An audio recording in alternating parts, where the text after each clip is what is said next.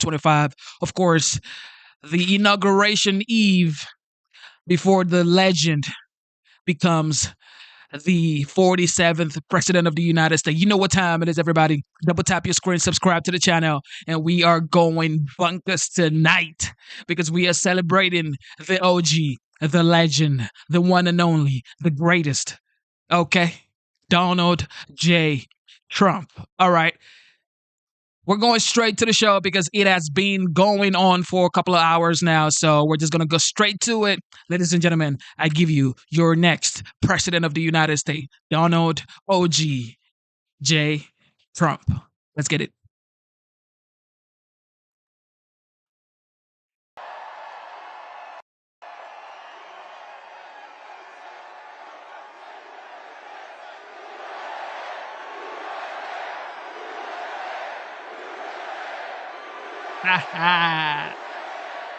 Here we go, ladies.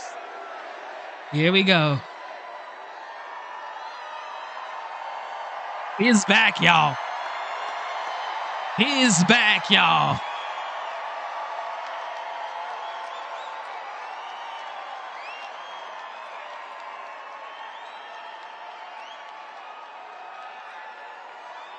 Well, thank you very much. Thank you. Thank you very much. We won. We won. Yeah, that's right.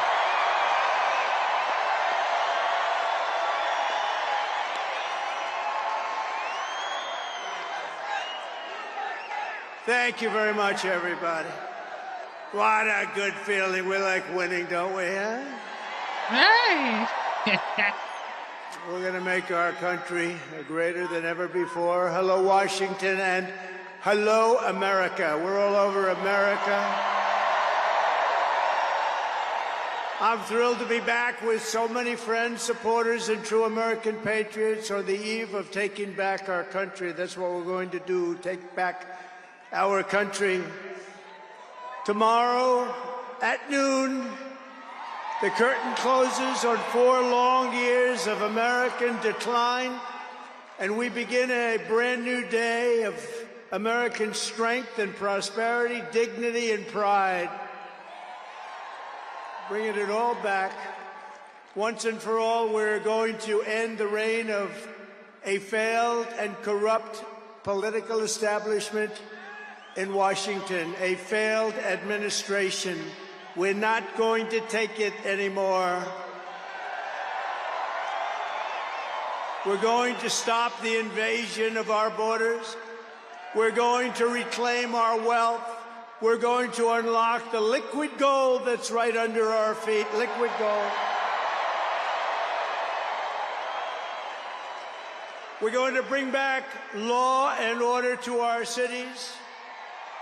We're going to restore patriotism to our schools, get radical left, woke ideologies the hell out of our military and out of our government.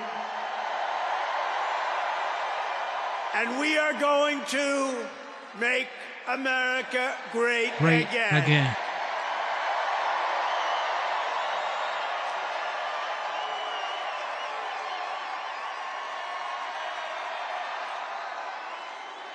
I want to thank the tens of thousands of incredible men and women who have come from all over the nation to take part in this very special moment. And I just heard in watching some of the coverage that there are rallies like this taking place all over the country. People are happy.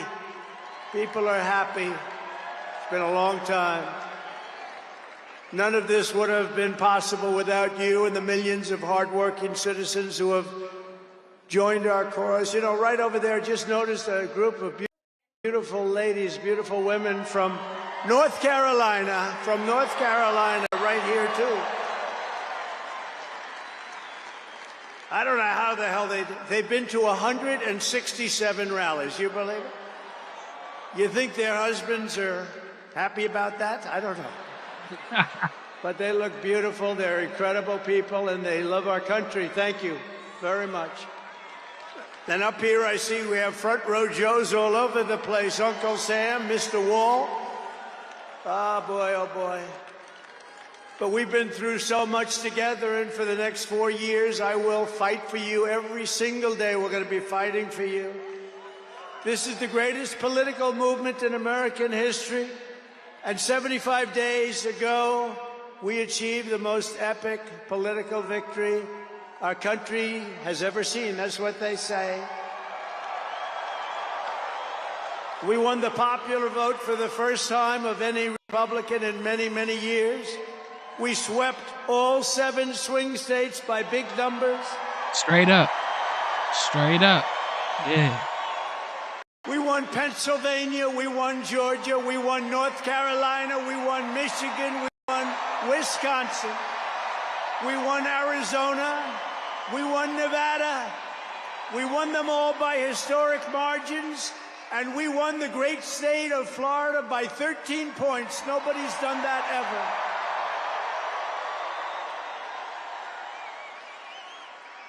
And a record that will never be broken. All 50 states shifted toward the Republican Party, the first time that that's ever happened. All 50 states.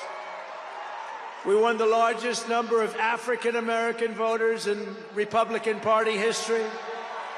We won more Hispanic American votes than any Republican has ever gotten before by a lot.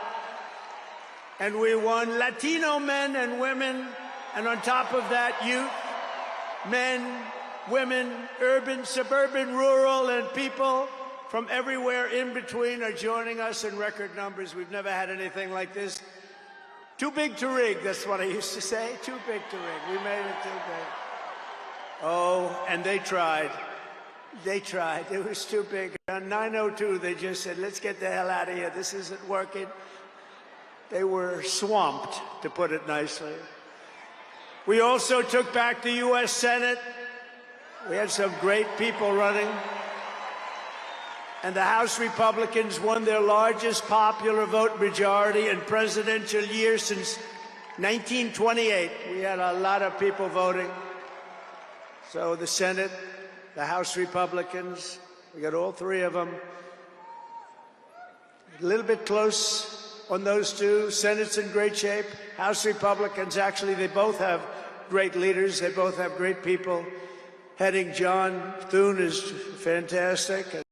If you look at Mike Johnson, he's got a pretty tight majority, but actually it's very tight, but it's very good because we vote unified. We're really voting unified, and so it doesn't make much difference. In the election of 2024, which will be the most consequential election in American history, we not only won a mandate, but we built a new American majority that will lead our country to unparalleled success for generations to come. That's what we want to do. And someday, in 30 years from now, 40 years from now, 50 years from now, some of these young people are going to say, I remember Donald Trump, he did a good job. He set us on his way. He told us, he gave us a path. Our new administration will inherit disasters at home and abroad, an economy plagued by inflation and high interest rates, a catastrophic border crisis. Nobody can believe they let people in.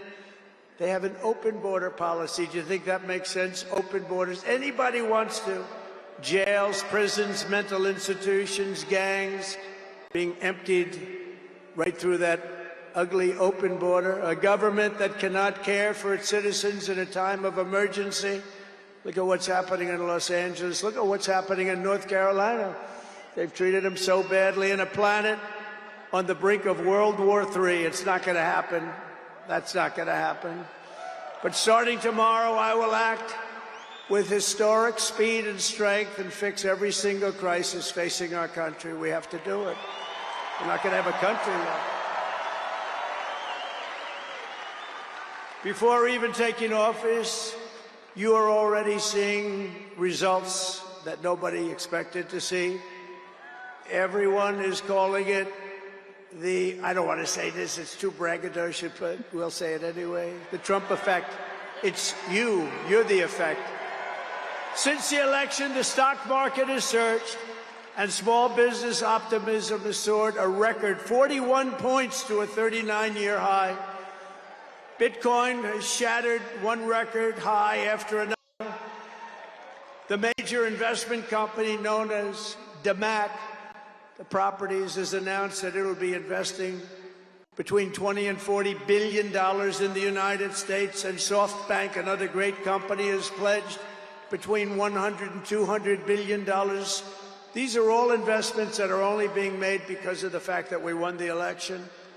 Going to create jobs for hundreds of thousands, even millions of Americans. Today I spoke with Tim Cook of Apple. He said they're going to make a massive investment in the United States because of our big election win. And as of today, TikTok is back.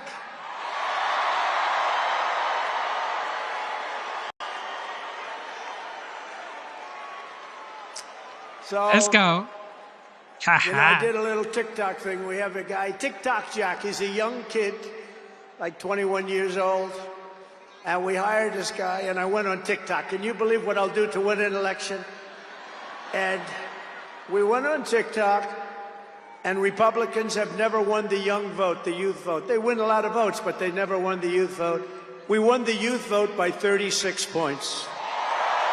So I like TikTok. I like it. I like it. I had a slightly good experience, wouldn't you say? Romney lost it by 40 points. Not so long ago, we won it by 36 points. That's a very big spread. But I said we need to save TikTok because we're talking about a tremendous... Who in this audience goes with TikTok? Many?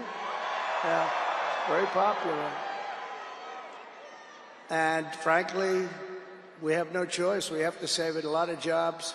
We don't want to give our business to China. We don't want to give our business to other people. And I said, you know, TikTok without my approval, meaning the president's approval, because Congress gave the president the right to make a deal, do whatever he wants. And they did that a long time ago when they had a different president. They didn't know that I was going to be the president, I guess. So I said, very simply, a joint venture. So if TikTok is worth nothing, zero, without an approval, you know, if you don't approve, they're out of business, they're worth nothing.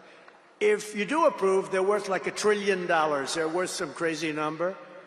So I said, I'll approve, but let the United States of America own 50% of TikTok. I'm approving on behalf of the United States. Yeah, that's so they'll have a partner, the United States, and they'll have a lot of bidders, and the United States will do what we call a joint venture. And there's no risk. We're not putting up any money. All we're doing is giving them the approval, without which they don't have anything. So I don't know. It sounds like that works. What do you think? Good? I think so. So whether you like TikTok or not, we're going to make a lot of money.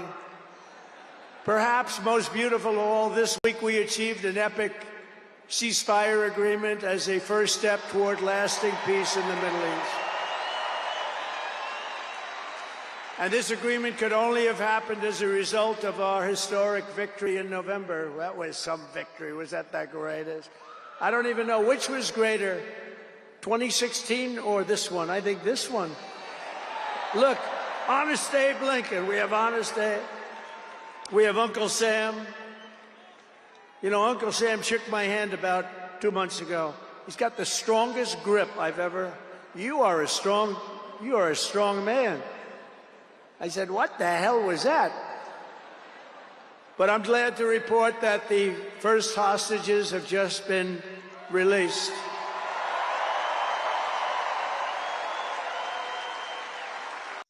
And who knows what's going to happen?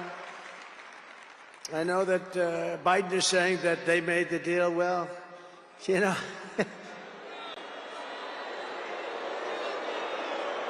I mean, that deal should have been, first of all, it would have never happened if I were president. Would have never happened. There was not even a thought of it. Iran was broke. They had no money for Hezbollah. They had no money for Hamas. They had no money. They were broke, totally broke, and they would have never done anything. But they did it, you know. I like to think back to the past. I said, if only the election weren't rigged, all the things that would have happened that would have been so good, but it was. We're not going to let that happen again. I want to thank my friend Steve Witkoff, who I think is here. I know he made a beautiful speech. I heard he made a great speech. But he's an amazing guy. I said, I got to get myself a negotiator. We have to get a good negotiator. A lot of guys are knowledgeable, but they can't negotiate. They don't have the personality or whatever. And Steve does, and Steve's a great negotiator, very successful guy. But he's our new special envoy to the Middle East for helping reach this great breakthrough, and really couldn't have been done without Steve. Where is Steve Witkoff? Is he around here someplace? Because he was so great. There he is. Hello, Steve. Thank you, Steve. Thank you, Steve. What a job. Our incoming administration has achieved all of this in the Middle East in less than 3 months without being president. We've achieved more without being president than they've achieved in 4 years with being president. But just imagine all of the good things that we will accomplish together with 4 more years in the White House, and we're going to do a lot of things. You're going to see something tomorrow. You're going to see executive orders that are going to make you extremely happy. Lots of them. Lots of them. We have to set our country on the proper course. By the time the sun sets tomorrow evening, the invasion of our borders will have come to a halt, and all the illegal border trespassers will in some form or another be on their way back home. Think of it. We've allowed millions and millions of people into our country through open borders, no checks, no vetting, no anything. Millions and millions of people. And lots of those people are murderers. 52% of them killed more than one person. Other than that, they're quite fine. They're nice people. These are rough people. Remember, I used to say these people are rough. And they would say, no, no, these are illegal immigrants. They're very safe. I said, they're not safe. Look at what's happened with Venezuela, where they're sending these gangs in and they're taking over apartment complexes in Colorado and then cutting off the fingers of a man who had the nerve and desire to call the police. He said, you want to call the police? Bah, guess what? You have no fingers. These are rough people, and they're getting the hell out of our country. They're out. The border security measures I will outline in my inaugural address tomorrow will be the most aggressive, sweeping effort to restore our borders the world has ever seen. You know, we had the best, safest border in the history of our country. You remember that with the great chart that I put up. I don't even know if they have that chart now. Maybe they do. These guys are good. Maybe they do. Who the?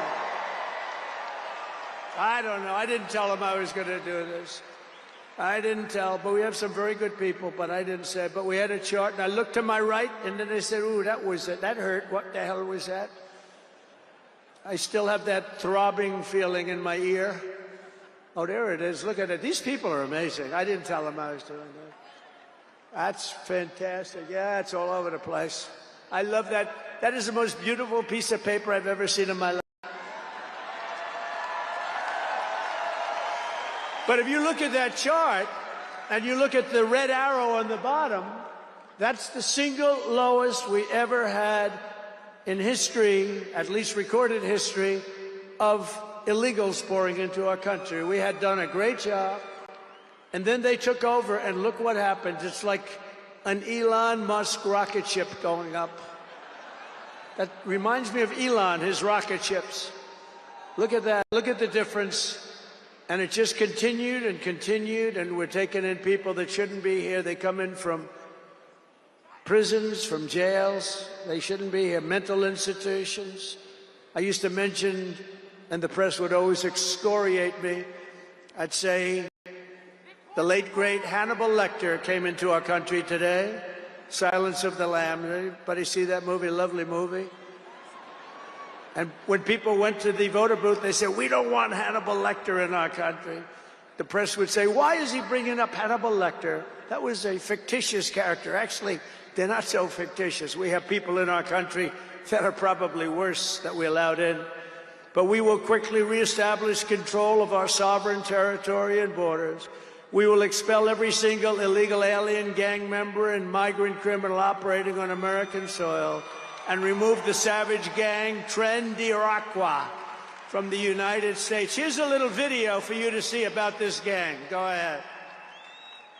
Open borders, deadly consequences. Border crisis. Record high crossings are putting a strain on cities across America. It is a full-blown invasion. Armed Venezuelan gang members storming an apartment complex in Aurora, Colorado. When people talk about lack of crime, this is what they're talking about. San Antonio, Texas, just one of the latest cities to have apartment complexes taken over by members of the Venezuelan gang. Biden and Harris had created a program to bring them in under humanitarian parole. I am in favor of saying that we're not going to treat people who are undocumented across the border as criminals. More than 13,000 illegal immigrants convicted of murder have been released into the United States. My 20-year-old daughter, Kayla Hamilton, was murdered in her own room. Kayla's murderer was apprehended by Border Patrol crossing illegally into the U.S. Kayla's murderer had been improperly released into the United States. Abolish ICE.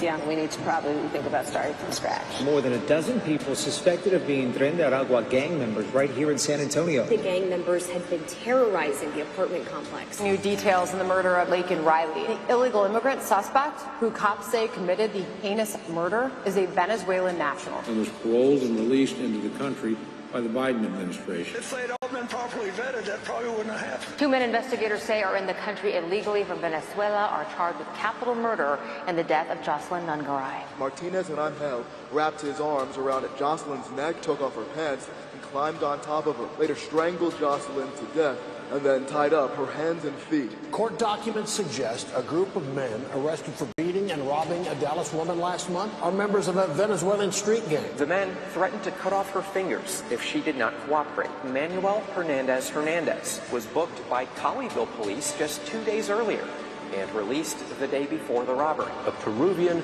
gang leader who is wanted for 23 murders, who was arrested by Border Patrol near Roma, Texas, then released into America.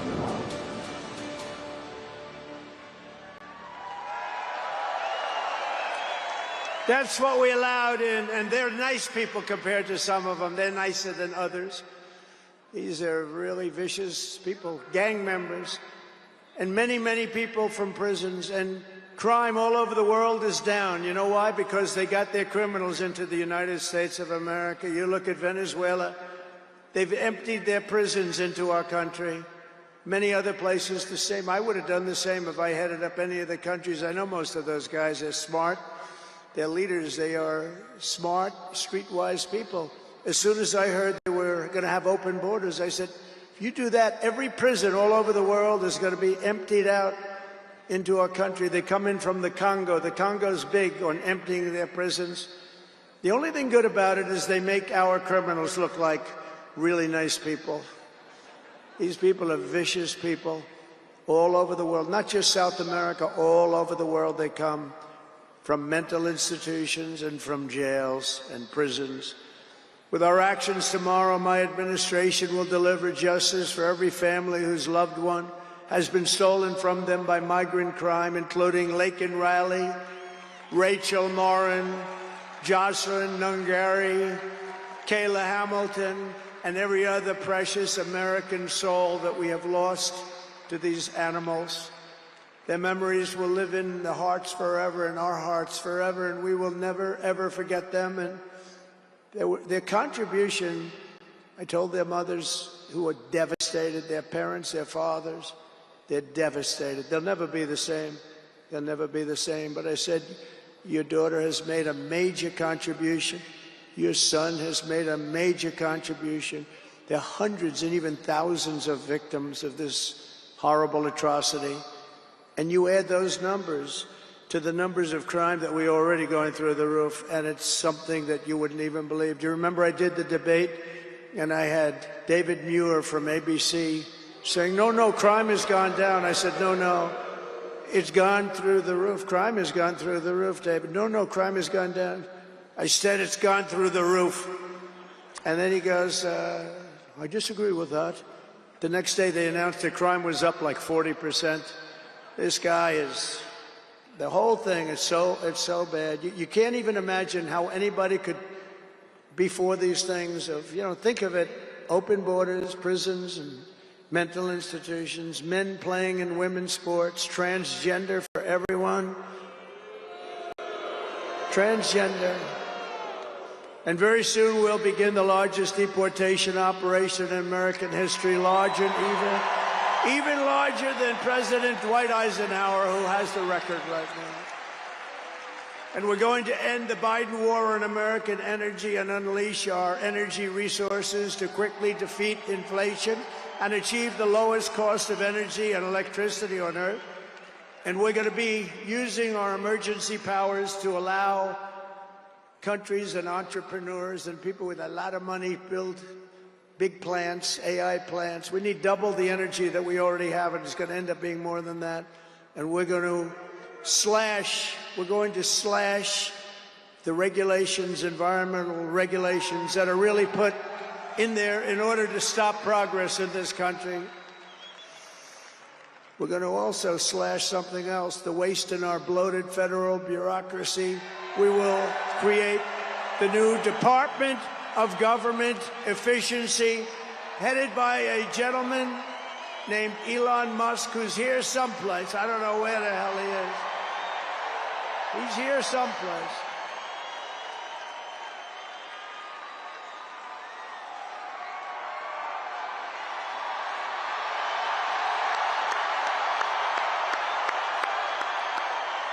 Come here, Elon. Did you see his rocket yesterday? It was captured. Nah, man. We can't have a break in transmission over there, man. This is Elon Musk, y'all. And X is with him. X. Come on, Elon. Say a couple of words. Okay. Thank you, Mr. President. Sorry, little X just followed me on the stage here. He's a very enthusiastic supporter, as you can see. Woo! Yeah.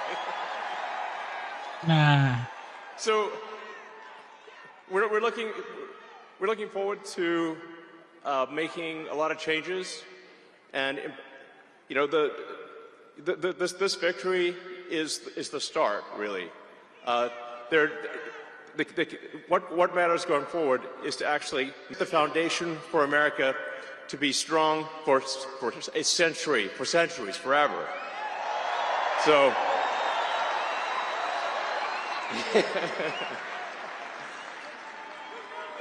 and make America great again.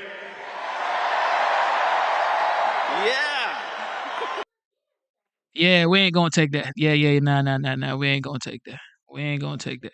Because we can't even see what's going on. Yeah. We're gonna go somewhere else. Okay. Sorry for the break in transmission, okay?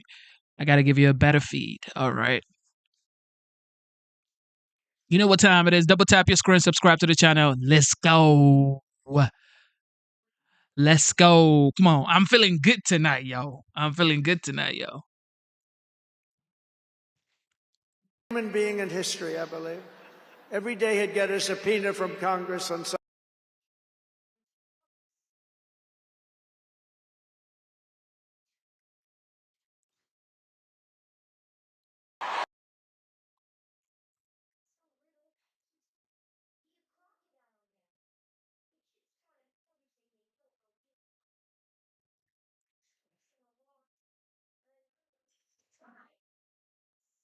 Going to be emptied out into our country. They come in from the Congo. The Congo is big on emptying their prisons.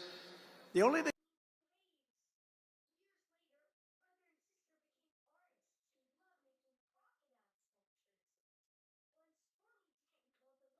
they'll never be the same. But I said, your daughter has made a major contribution.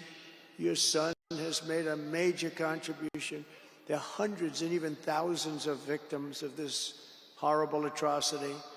And you add those numbers to the numbers of crime that we're already going through the roof, and it's something that you wouldn't even believe. Do you remember I did the debate, and I had David Muir from ABC saying, no, crime has gone down. I said, no. it's gone through the roof. Crime has gone through the roof, David. No, crime has gone down. I said it's gone through the roof. And then he goes, I disagree with that. The next day they announced that crime was up like 40%. This guy is, the whole thing is it's so bad. You can't even imagine how anybody could be for these things of, think of it, open borders, prisons, and mental institutions, men playing in women's sports, transgender for everyone. Transgender. And very soon we'll begin the largest deportation operation in American history, larger and even larger than President Dwight Eisenhower, who has the record right now. And we're going to end the Biden war on American energy and unleash our energy resources to quickly defeat inflation and achieve the lowest cost of energy and electricity on Earth. And we're going to be using our emergency powers to allow countries and entrepreneurs and people with a lot of money build big plants, AI plants. We need double the energy that we already have, and it's going to end up being more than that. And we're going to slash the regulations, environmental regulations that are really put in there in order to stop progress in this country. We're going to also slash something else, the waste in our bloated federal bureaucracy. We will create the new Department of Government Efficiency, headed by a gentleman named Elon Musk, who's here someplace. I don't know where the hell he is. He's here someplace.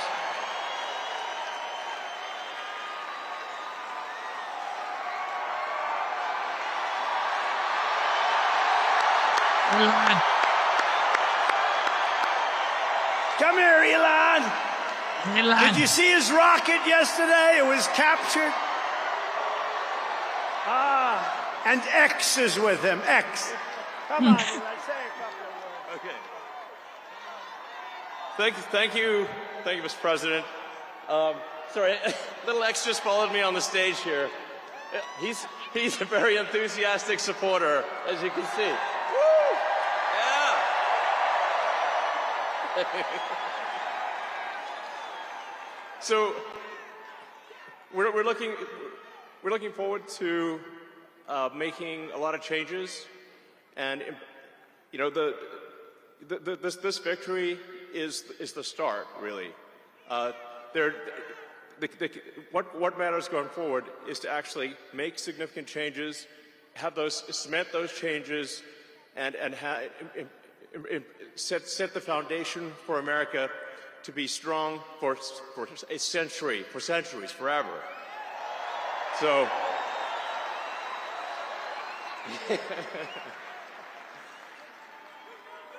and make America great again. Yeah.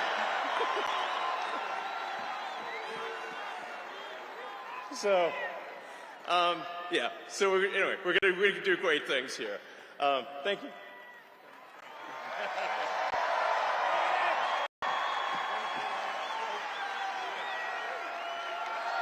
Thank you, Elon. Success, honey. It's called success, honey. I always say we have to be protective of our geniuses because we don't have too many, but that one is a good one. Now, I watched his rocket come down about 3 months ago, and I thought it was crashing. I was talking to somebody on the phone. By the way, same thing happened yesterday. It came down, and it was captured so beautifully. It came down, it's tumbling, it's a mess, it's going down. I say, oh, look at that thing, that's a disaster. And then it gets like a couple of miles away from Earth, and all of a sudden the engines start going on, the things start, and then I see it coming in and landing in the gantry, and I'm watching it, I'm saying, oh, it's gonna crash, oh, but those engines came out and they blew the fire all over the place. And all of a sudden, those two big arms came and hugged it like you would hug your little baby. And that sucker landed it. Nobody's been able to do that but him.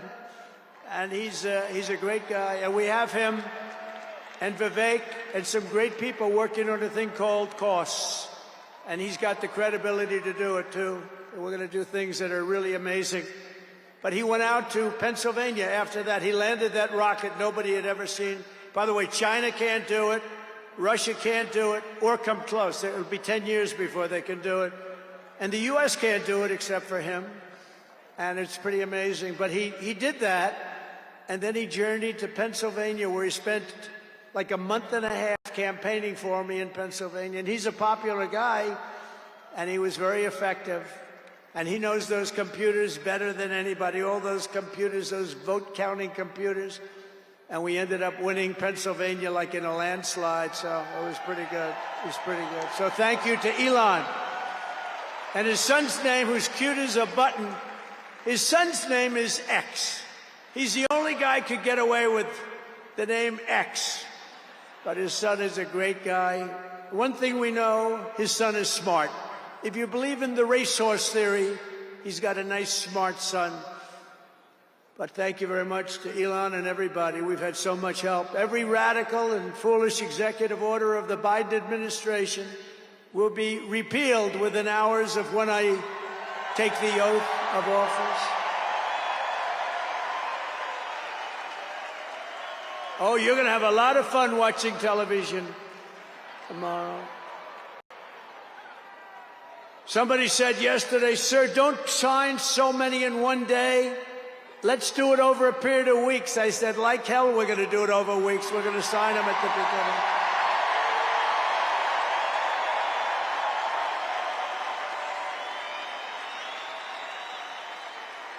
You know that old story. Let's do it later. Then it never gets done. No, we're doing them tomorrow.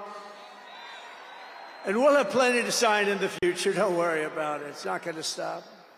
But we're going to stop the destructive and divisive diversity, equity, and inclusion mandates all across the government and private sector and return our country to the merit system. You know, the Supreme Court ruled that the United States is allowed to go by the merit system, which is what made us great in the first place. That was a big ruling that a lot of people don't even know about, but it was a big, tremendous ruling.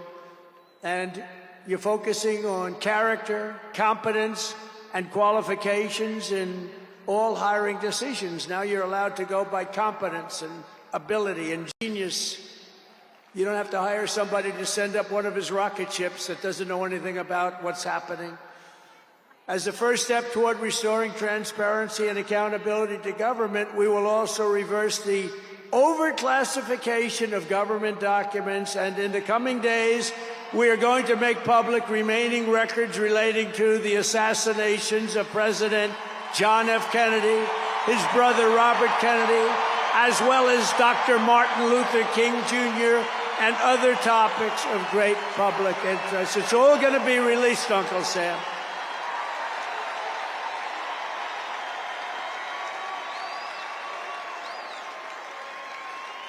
And I will direct our military to begin construction of the great Iron Dome missile defense shield, which will all be made in the USA. And we will get wokeness the hell out of our military immediately and make it like it used to be. Take a look at this.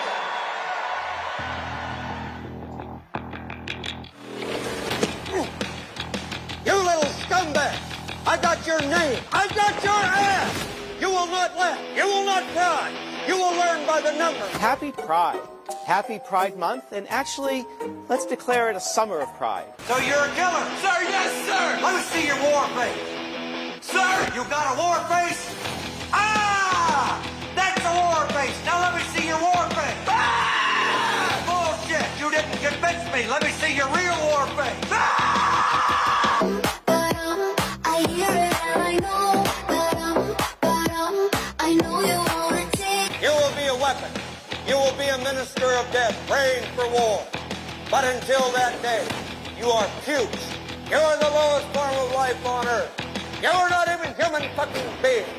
You are nothing but unorganized, grabastic pieces of amphibian shit. How to abracadabra, these bitches know I got answers the way I... It looks to me like the best part of you ran down the crack of your mama's ass and ended up in stain on the mattress.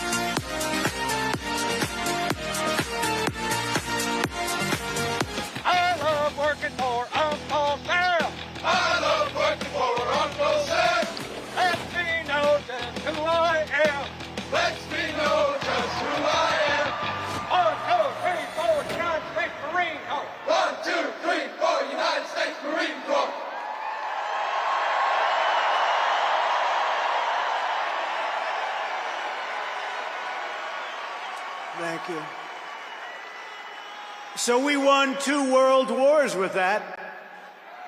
And that's the way it's going to be. The American people have given us their trust, and in return, we're going to give them the best first day, the biggest first week, and the most extraordinary first 100 days of any presidency in American history. To implement this historic agenda, I've assembled an all-star cabinet of patriots and visionaries and reformers who will fight for America, and together we will win, win, win for America. To restore the spirit of American Armed Forces, I have appointed Pete Hegseth as our next Secretary of Defense. Where's Pete? Where's Pete? Pete's here someplace. Where is he? Good job, Pete. They like you, Pete. Thanks, Pete. They like him. To bring back integrity to our intelligence community, Tulsi Gabbard will be our next Director of National Intelligence.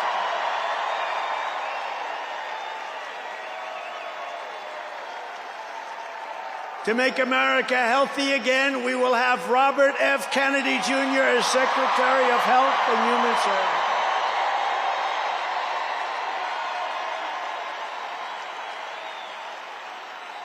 To end the weaponization of our government and restore the impartial rule of law. Oh, this is so important. She's so incredible. Pam Bondi will be an outstanding Attorney General. She's going to do an incredible job. She will do an incredible job, and she's working with another person who's going to be unbelievable at the FBI, Kash Patel.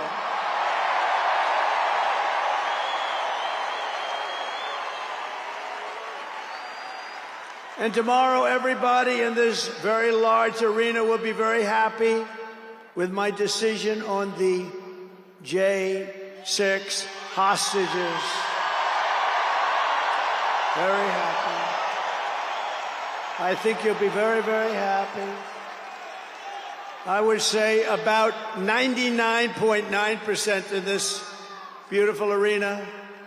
And by the way, I want to thank the owners of this arena. They are great. They're up here someplace in one of those beautiful boxes. And their team is doing very well, and Ovechkin is a great player, right? But I want to thank Ted and all of the owners for allowing this to take place. It was really great. And thank you. It's a hell of an operation. Great place. Fantastic arena. Thank you, Ted. Thank you, everybody. At Homeland Security, we will have a tough leader in Kristi Noem, and we will have an outstanding Secretary of Transportation in Sean Duffy, Congressman Sean Duffy. Great people. And we're going to win so much that Governor Burgum of the Interior, you know Governor Burgum, one of the best governors in the country, is in charge of Department of the Interior, and the hottest man anywhere in the world for energy. When I announced him, people couldn't believe it. You didn't hear of him, but if you're in the energy business, he's considered the absolute best.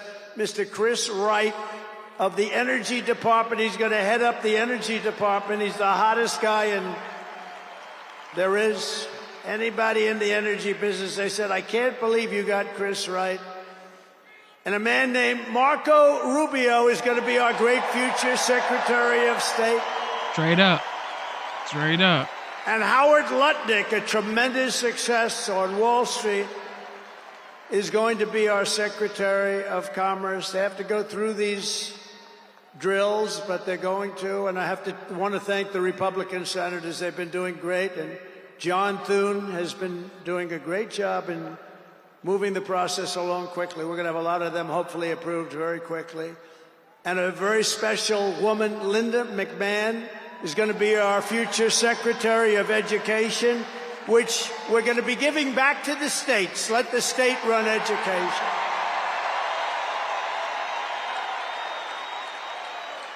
I said to Linda, Linda, I'm making you the Secretary of Education, but if you do a great job, you will put yourself out of a job because you're going to be sending it back to the states. And she's fantastic. And her staff, which has been largely hired, is fantastic. And all of the other leaders will come to me and they're going to say, do you remember I used to do this for fun? But it's really not fun, it's fact. Because we have to do some of best of, right? But they're going to come and say to me, sir, we're winning too much, sir. We can't take it anymore. We have to stop winning, sir. We can't do it. We're not used to winning in our country. Oh, God. And each one of them is going to say, every single one, sir, please, please, you're destroying our country. We're winning too much. Our country isn't prepared for this. They're not used to winning, sir. And I'll say, no, Linda and everybody, we're not going to stop winning. The people of our country want us to keep on winning, and we're going to go win like never, ever before. And that's what we're going to do. We're going to be doing it, Uncle Sam. Uncle Sam is having a heart attack down here. Look at him. Uncle Sam is going wild. And they think I pay for these people. I have no idea who he is. All I know is he does. And this man is a comedian. Thank you, Honest Abe. I have no idea. I swear, I have no idea who the hell he is. But he looks like Abe. He's probably a little bit shorter, in all fairness. Abe was 6'6". He's a little bit shorter. He's about a foot shorter. Other than that, he's perfect. Thank you, Abe. In addition to the most talented cabinet ever assembled, and we think we're hearing things like that, we will be supported in our mission by countless wonderful American patriots. First, let me thank my incredible family, and I want to thank in particular somebody that headed up the Republican Party, along with Mike, the two of them, Lara Trump, who you saw before, who produced those two beautiful children. Lara Trump is unbelievable. She was the chairman of the Republican Party, and nobody ever said, oh, gee, it's a family member. They actually said, how the hell did you get her to do it? And she did a phenomenal job. We had a minimum of cheating. We watched them like a hawk. Where is Laura? Where the hell is she? Because she did some job. See, she wants to be nice and quiet. She's here someplace. Thank you, Laura. Thank you very much, hon. She's phenomenal. The job she did, and her son, who was up. Didn't they do a beautiful job? The son and the daughter. How many young kids know that one? They don't know that one.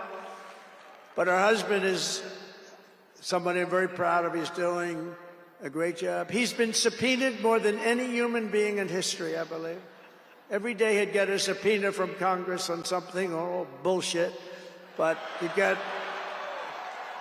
a subpoena. He's got a PhD in subpoenas. But he did a fantastic job. And Don, you know all about Don, how he did. He's great. He's very popular, too. He knows a lot about guns, I want to tell you that.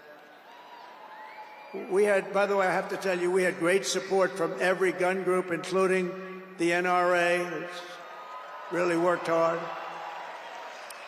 And Ivanka and Jared are here, and Tiffany and Michael are here, and Barron and my 10 incredible grandchildren, and another one coming through Tiffany.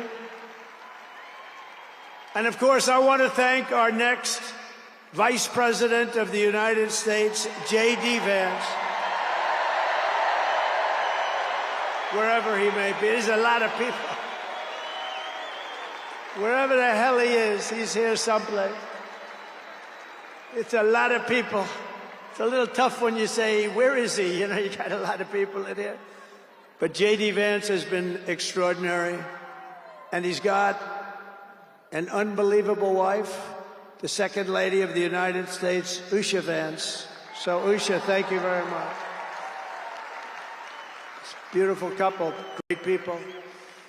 We're also pleased to be joined tonight by Hulk Hogan, the Hulkster.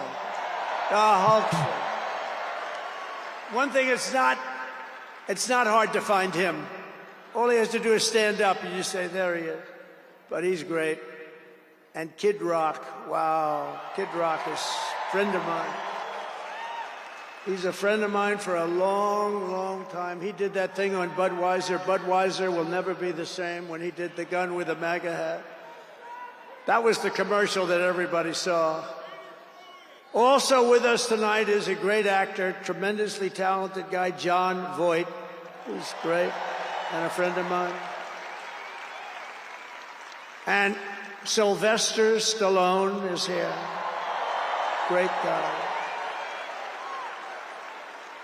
And you know, I got Mel Gibson, Sylvester Stallone, and Jon Voight to become ambassadors to Hollywood, California, to put it back on track. So they're all ambassadors. You have to refer to them as ambassador, Mr. Ambassador. And a man who's got an army of young people, Charlie Kirk, is here. And I want to thank Charlie.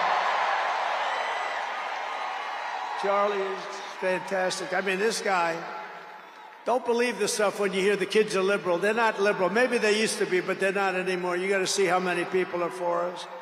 And I want to thank Megyn Kelly. She's been terrific. She's been really good. And Billy Ray Cyrus. And Lee Greenwood, wow, has he been something. What a song and what a man. And you know, by the way, these microphones, you see the microphones? I said, what the hell are those microphones doing standing behind me? You're going to have a little special treat at the end of this speech. I don't want to tell you because you'll rush me off the stage. Get off the stage. But you have a little special treat. And I won't tell you, but let's put it this way.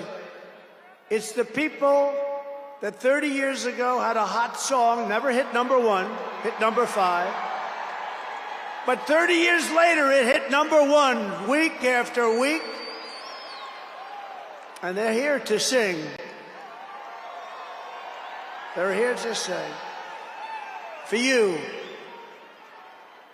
And you won't recognize them. They're slightly larger than they used to be, but that's the way life goes. We can all tell you, that's the way life goes. There's nothing we can do about that. Sebastian Gorka, stand up, Sebastian. I see Sebastian here. There's a patriot. He's been with me through thick and thin, right, Sebastian? Now he's with the administration. Thank you. Great guy. And again, I want to thank Elon for what he did in Pennsylvania. He worked so hard. He worked so hard in Pennsylvania. A great guy and a man who is a champion. A man who took something from nothing. Everybody said this is something will never work. It's too violent. But he understood people. He said they like violence, unfortunately, right? But a man who understood fighting better than any man ever. There's never been anything like this. What Dana White did with the UFC and building it into a monster sport franchise. So I want to thank Dana White of USC for being here. And Dana, you've done a job like nobody could have done. Thank you. A great guy and a friend of mine. A great friend of mine. He's a tough cookie. You want him on your side at all times. Every one of those people you want on your side. And we have dozens of other celebrities and everything, but we're going to get back to what we're doing. But I do want to say, in the audience, we have many governors, many senators, many members of Congress, and other distinguished guests, far too many to name, unless you'd like me to name them. No? Do you want me to name governors, senators, and Congress people? No. I thought you were going to say that. Sorry, governors. No, but we appreciate all of the love that we've gotten from them. I'll tell you, our House and our Senate Republicans have been unbelievable, and the governors are unbelievable, the job they're doing. Of the crime-ridden cities, the top 25, every single one of them is run by a Democrat. Does that tell you something? We don't have problems in the Republican cities. Tonight, I also want to send our love to everyone affected by the terrible wildfires raging in California. We're praying for you all. We love you all. We're going to be there very soon. I'm going to go out there on Friday to see it and to get it moving back. We're going to get some of the best builders in the world, and we'll get it moving back. And I also want to pay my respects to the great people of North Carolina. You know, I won it every single time. And they've been treated very badly. FEMA almost didn't know it existed. And we're going to get North Carolina rocking and rolling, okay? We're going to get them rocking and rolling. They've been treated very badly as a state. Together we will rebuild Los Angeles better, more beautiful than ever before. We're going to get it going. We have the best builders in the world. It's the only people that could do it. Nobody else knows what the hell they're doing. And in 2028, the Los Angeles Olympics will be one of the great sporting events and patriotic celebrations in history. I was with Gianni, the head of the Olympics, and because of the wildfires, they're going to do a special job. They're going to really do something very special on the Olympics. And the opposite, some people say, oh, maybe the Olympics can't go there. It turned out just the opposite. They came to see me the other day, and the committee, and it's just the opposite. So the Olympics is great. And Johnny, for the others, you know, the World Cup, Johnny is the head of it. We had our top people, Wasserman. They all came in on the Olympics, and then I saw Johnny. And we got the World Cup, too. And, you know, it's only because they rigged the election that I'll be your president representing you there. You know, I got both of them. I got the Olympics, and I got the World Cup. And I said, you know, it's too bad. One was in 2026, and the other was in 2028.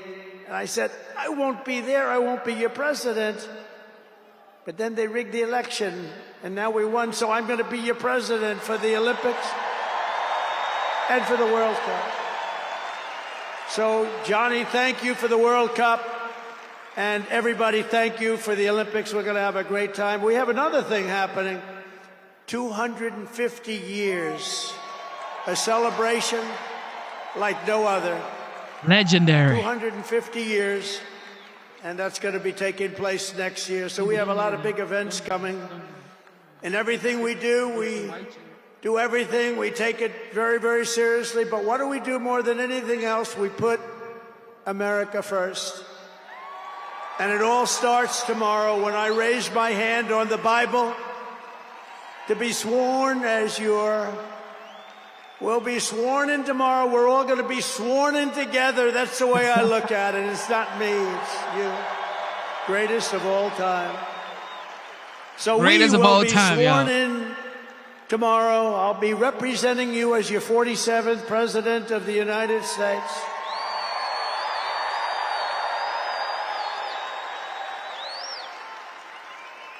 And just in conclusion, together we're going to cut your taxes, end inflation, slash your prices, getting them back down, raise your wages, and bring thousands of factories back to the USA, right where they belong, and that'll be done through tariffs and smart policy.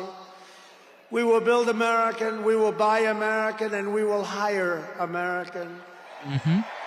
I will end the war in Ukraine, I will stop the chaos in the Middle East, and I will prevent World War III from happening, and you have no idea how close we are. We will crush violent crime in our cities and give our police the support, protection, resources, and respect they so dearly deserve. We will strengthen and modernize our military again. We did it. We rebuilt our entire military. And then they gave billions and billions of dollars of it to, you remember, to the Taliban. They gave it to the Taliban. They gave our military equipment, a big chunk of it, to the enemy. Do you know that we pay billions of dollars a year? Do you know this? Does anyone know this? To Afghanistan? Do you know that? And I say, if we're going to pay billions of dollars a year, tell them we're not going to give them the money unless they give back our military equipment that these poor, stupid people allowed for them to have. So we'll give them a couple of bucks. We want the military equipment back. We will rebuild our once great cities, including our capital in Washington, D.C., making them safe, clean, and beautiful again. And we want to make this city again safe. We don't want people coming to Washington and getting mugged, shot, killed.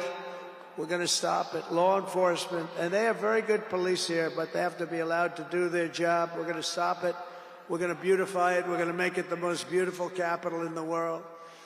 We will teach our children to love our country, to honor our history, and to always respect our great American flag. And we will get critical race theory and transgender insanity the hell out of our schools.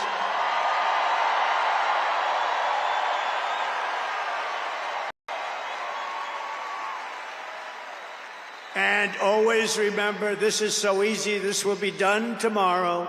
We will keep men out of women's sports. It's over. I will defend religious liberty. I will restore free speech. And I will defend the right to keep and bear arms. We're going to defend that right. After years of building up foreign nations, defending foreign borders, and protecting foreign lands, we are finally going to build up our country, defend our borders, and protect our citizens. And we will stop illegal immigration once and for all. We will not be invaded. We will not be occupied. We will not be overrun. We will not be conquered. We will be a free and proud nation once again, and that will take place tomorrow at 12 o'clock.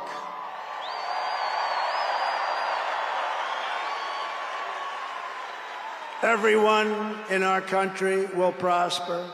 Every family will thrive. And every day will be filled with opportunity and hope, and also filled with a thing called the American dream that you don't hear much about anymore. For the past 9 years, you and I fought side by side against the most sinister and corrupt forces on earth. And in our magnificent victory on November 5th, you showed them once and for all that this nation does not belong to them. This nation belongs to you.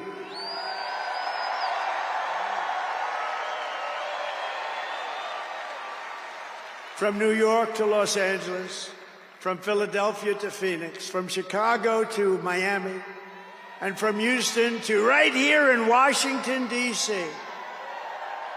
Our country was won and built by generations of patriots who gave everything they had for our rights and for our freedom. They were farmers and soldiers, cowboys and factory workers, steel workers, coal miners, police officers, and pioneers who pushed onward, marched forward, and let no obstacle stand in their path. Nothing could get in their way. Together they laid down the railroads, raised up the skyscrapers, built the great highways, won 2 world wars, defeated fascism and communism, and launched American astronauts to the moon. It was hardworking patriots like you who built this country. And 75 days ago on November 5th, it was hardworking patriots like you who saved our country. You saved our country. Now, after all we have been through together, we stand on the verge of the 4 greatest years in American history. With your help, we will restore America's promise, and we will rebuild the nation that we all love so much. We are one people, one family, and one glorious nation under God. We will never give in. We will never give up. We will never back down, and we will never, ever, ever, ever surrender. We will fight, fight, fight, and we will win, win, win. And together, we will make America powerful again. We will make America wealthy again.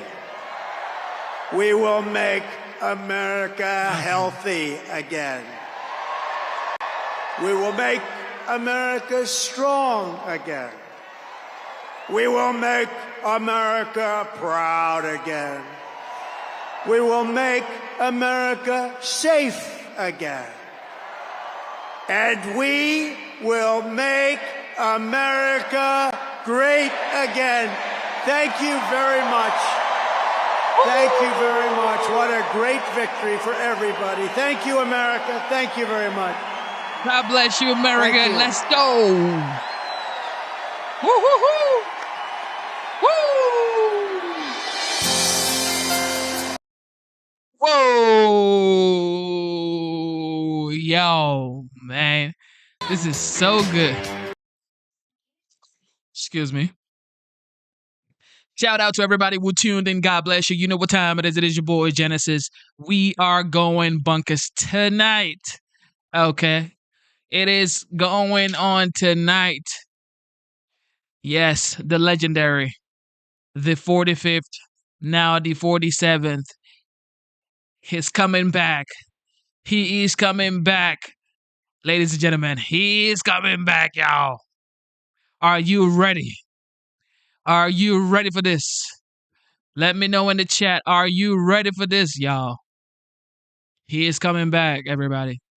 He is coming back. Some people cannot take it. Some people cannot take it. They're like, whoa, I can't take this, man. But he's coming back. There's nothing you can do about it. He is the 45th, now the 47th. All right. With that being said, what does what's his name? Stephen A. Smith has to say about all of this going on. Let's listen to Stephen A. Smith. He is Democrats the are host becoming of Republicans, ESPN's y'all. First Take. He has a hit podcast. All right, well, why the glum face? Stephen A. Smith. You should not have a glum face. because you called me to rub it in, man. The inauguration is just a few No, I did days. not. You're gloating. I did I'm not. listening to you I talk did about the not. Democrats. What happened to moving forward? You're talking about the cognitive decline again. You're choosing every opportunity to take a shot. What happened to moving forward, Sean? What happened to moving We ain't forward? moving forward, bro. I don't take shots. We have a rule. You and I, when I'm talking on my radio show or on this show about sports, you never miss an opportunity to write me. You say, stay in your lane. When you talk about politics, what do I write you? Stay in your lane. Stay in my lane. Stay in my lane, yeah. What is it that I really want to understand? I was talking about Joe's cognitive decline before the 2020 election. I was excoriated for pointing it out. The media beat the hell out of me for pointing it out. What is it, about now that your eyes opened up? I told you about their policies failing. We showed everybody the border. We talked about the economy. We talked about war in Europe, war in the Middle East. We talked about their weakness in regarding America's position in the world. What part of my commentary did you miss? Well, first of all, it was coming from you, so I'm inclined to ignore it half the time because you know how I hate agreeing with you. That's number one. Number two, I think that one of the things that's inescapable is that you talk about things. You talk about inflation. There was inflation under Trump. You talk about spending. There was some spending under Republicans. But in the end, here's what it comes down to: we looked at Biden as a problem. You were supposed to be a transitional president. You ended up trying to run. You embarrassed yourself by going on the debate stage June 27th. What we found out post-election is how so many people on the left were a part of it. When you think about and you hear about what Biden's position is and how he and his family don't necessarily vibe with Nancy Pelosi anymore. They feel betrayed. They wondered about what they feel about Obama, even though former President Barack Obama put out that very nice tweet about Joe Biden a couple of days ago. We see Kamala Harris and some of the things that they're saying about her now, and they weren't saying it before. You're hearing how, and then you see the media, as you say, the media. And what are people doing? They're jumping down to Mar-a-Lago to kiss his ring. They're trying to make sure that he's not going to be targeting them. All of a sudden, you don't hear racist now. You don't hear associations with Nazis and Hitler and all of this other stuff. They're like, wait a minute here. You were sitting around convincing everybody and their grandmama that this dude was just completely unfit, the worst scourge of the earth that you could find.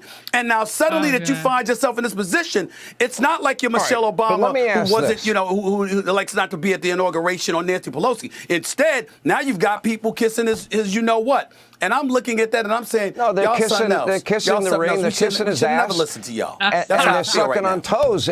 I'll agree with you. It's pretty disgusting. And people that didn't support him and Oh, probably will gosh. turn on him on a dime. But here's what you watched last night. You watched the farewell address, and you said it is sad. Mm-hmm. And I inferred from that what you were saying is you're sad because he is a sad figure. He is a shadow of his former self. Yes. And my question to you, you are very smart, you are intelligent, you are articulate, you're combative, I love you. However, why I played montage after montage after montage on this program for years, you have seen them. How did you miss it? How did you possibly miss that? Hold it. Hold it what? Let me answer. First of all, don't try that with me. Hold it what? I called Joe Biden out a year before the election.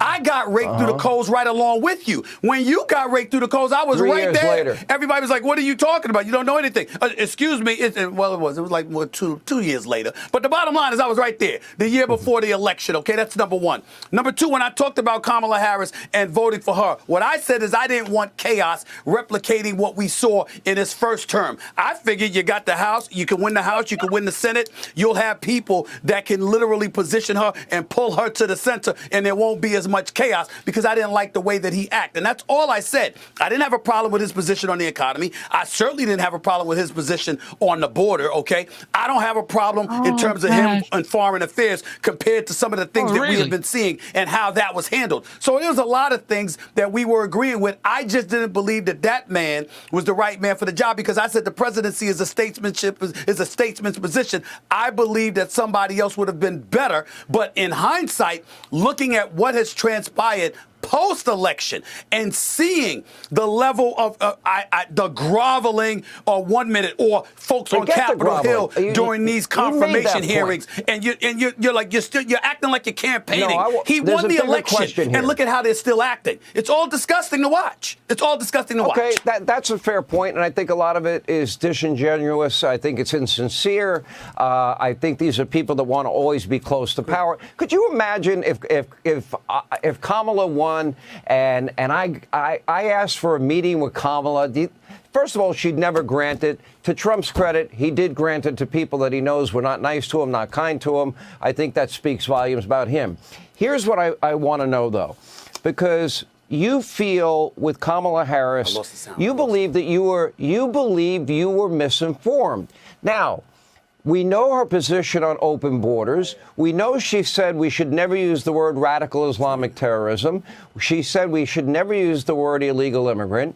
You know she wanted free food, housing, shelter, health care, education, sex change operations for illegal immigrants, and she's for wide open borders. You know all these radical views. I put together an entire file called the Kamala file, her in her own words. Okay. Why were you misinformed? You're one of the most informed people I know. But I'm talking about on the left. I know what your position is. Who doesn't know your position? You're one of the most relentless commentators in American history. You will regurgitate the same thing over and over and over again. It's good. It's a compliment. It's a compliment. It's a compliment. You don't stop. Thank you, Jesus. I tell people this all the time. You're the most relentless commentator I've ever seen in American history. The same message on point. You never, ever stop hitting people with that message. Okay, so I know your side. On this side, I'm saying, okay, let's bring the country together. We've got some issues. I certainly don't like open borders. I don't like inflation. I don't like safety being an issue in the streets of the United States of America. These are things we have to fix. Make no mistake. So if you got an abundance of Republicans on Capitol Hill and you just happen to have a Democrat in the White House who ain't going to be chaotic, who ain't going to be a tweet in chief or something like that, then guess what? I entertained it. But that's how I felt about it. And in hindsight, I look at it and I say, listen, In the Okay, end, let me ask you Trump this. is in office. He won. I'm not going to root against him. That's for sure. And quite honestly, I'm interested in seeing if he's going to live up to what he said. We're going to address inflation. We're going to address our borders. We're going to address Of course safety in he the will. streets of the United States of America. He's going to start Are we on day going one. to return to have a promising future like he has sworn will happen? I'm interested in seeing if he's going to live up to what he has built for himself. It's going to be interesting to see. Okay, how come on this show I was right about the Russia collusion? I was right about FISA abuse. I was right about Hillary Clinton's bought and paid for dirty Russian dossier. I was right about Hunter Biden's laptop. Earlier in my career, I was right about Richard Jewell. We were right about Duke Lacrosse. We were right about UVA. We were right about Ferguson, Missouri. We were right about Freddie Gray in Baltimore. We don't rush to judgment on this show. We give people facts. And we told the truth about Joe Biden. We told the truth about Kamala Harris. We made nothing up. And all of the legacy media that for 9 years has demonized this man, slandered this man, besmirched this man, allowed the DOJ to be weaponized in ways that had never been weaponized before. How come do you believe their days are now numbered? Because I think legacy media is now dead, and they killed themselves, and they killed themselves because of a political agenda and dishonesty. Am I right or am I wrong? I think you're closer to being right than wrong. I think legacy media is in a world of trouble based on your description of it. And I'm not about here to dole out sympathy cards. There's no excuse for it. In the end, if you are in the media and you pride yourself on being a journalist, the first objective is to know as much as you can. Secondly, to be honest about what you know and you don't know. And you can be subjective in what you would like to receive, but ultimately you have to be an objective grabber of the information and make sure you're disseminating that to the masses. And what we've seen is people take an agenda spin. You make sure the world knows you're not a journalist, that you're out here, this is who you feel, you are a staunch conservative, these are what your beliefs, this is what you stand on, fair enough. If somebody on the left does that, that's fine too. Can I interrupt? But we have to. Okay, go ahead. Can I interrupt on sure, that? Please, go ahead. Okay, I'm a member of the press, Stephen A., like you're a member of the press, okay? I can produce thousands of hours of straight news, thousands of hours of investigative reporting. We reported on Kamala in her own words when the rest of the media this election ignored it. That is on them. They failed the American people. I give opinion, but I'm open, I'm upfront, I'm a conservative. I voted for Donald Trump. I didn't hide a thing. And then we talk sports, which makes you crazy, and culture. Woke, we talk about all of it. So I'm like an entire newspaper. They claim they're journalists. They're not. The people at fake news, CNN, those conspiracy theory peddling idiots on MSDNC, they're not journalists. They are left-wing radical talk show hosts. You are far more honest on your worst day than they could ever dream to be. Okay, but let's take into account, and I'm not going to get into your competition because you always talk about MSNBC and CNN. I'm not going to go there. What I will say to you, not my however, is this, competition. Sean. In no way, yeah, you're right about that, but in no way defending anybody. What I would say to you is this. The industry turned, if we're being quite honest with it, when it became profitable to turn that way. The reality is that I came up in the industry. You writing for the newspaper industry. You're lucky to make $75,000 to $90,000 a year at one time. You're in radio, a few $100,000. Now you're in a position where it's millions and millions upon millions of dollars out there to be had. And there's a lot of people in the media and outside of the media that have fallen for that hook, line, and sinker. And to be a pundit, to be a partisan pundit, they deem far more profitable. You bring up the George Soros of the world and others, right? And how, they funnel money for certain causes or what have you. Well, who the hell you think is getting some of that money? I mean, people are getting paid to disseminate opinions and things of that nature. That's not to say they're faking about what they feel, because if they have an objective against somebody else, they're certainly going to exercise that to the best of their ability. But in the end, what you're pointing out is that it has done America a disservice. Because let me tell you something right now. This is what I said, and I'm going to bring up the confirmation hearings again when I say this.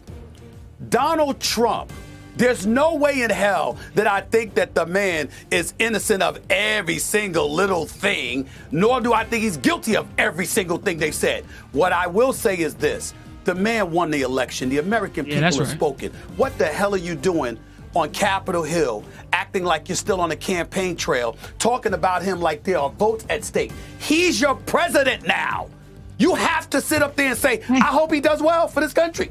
I hope he does the kind of things he says he's going to do make our country better again. I hope those things happen. You can't be. He was about to say to make our country great again. Yeah, that's right. That's right, Stephen A. Smith.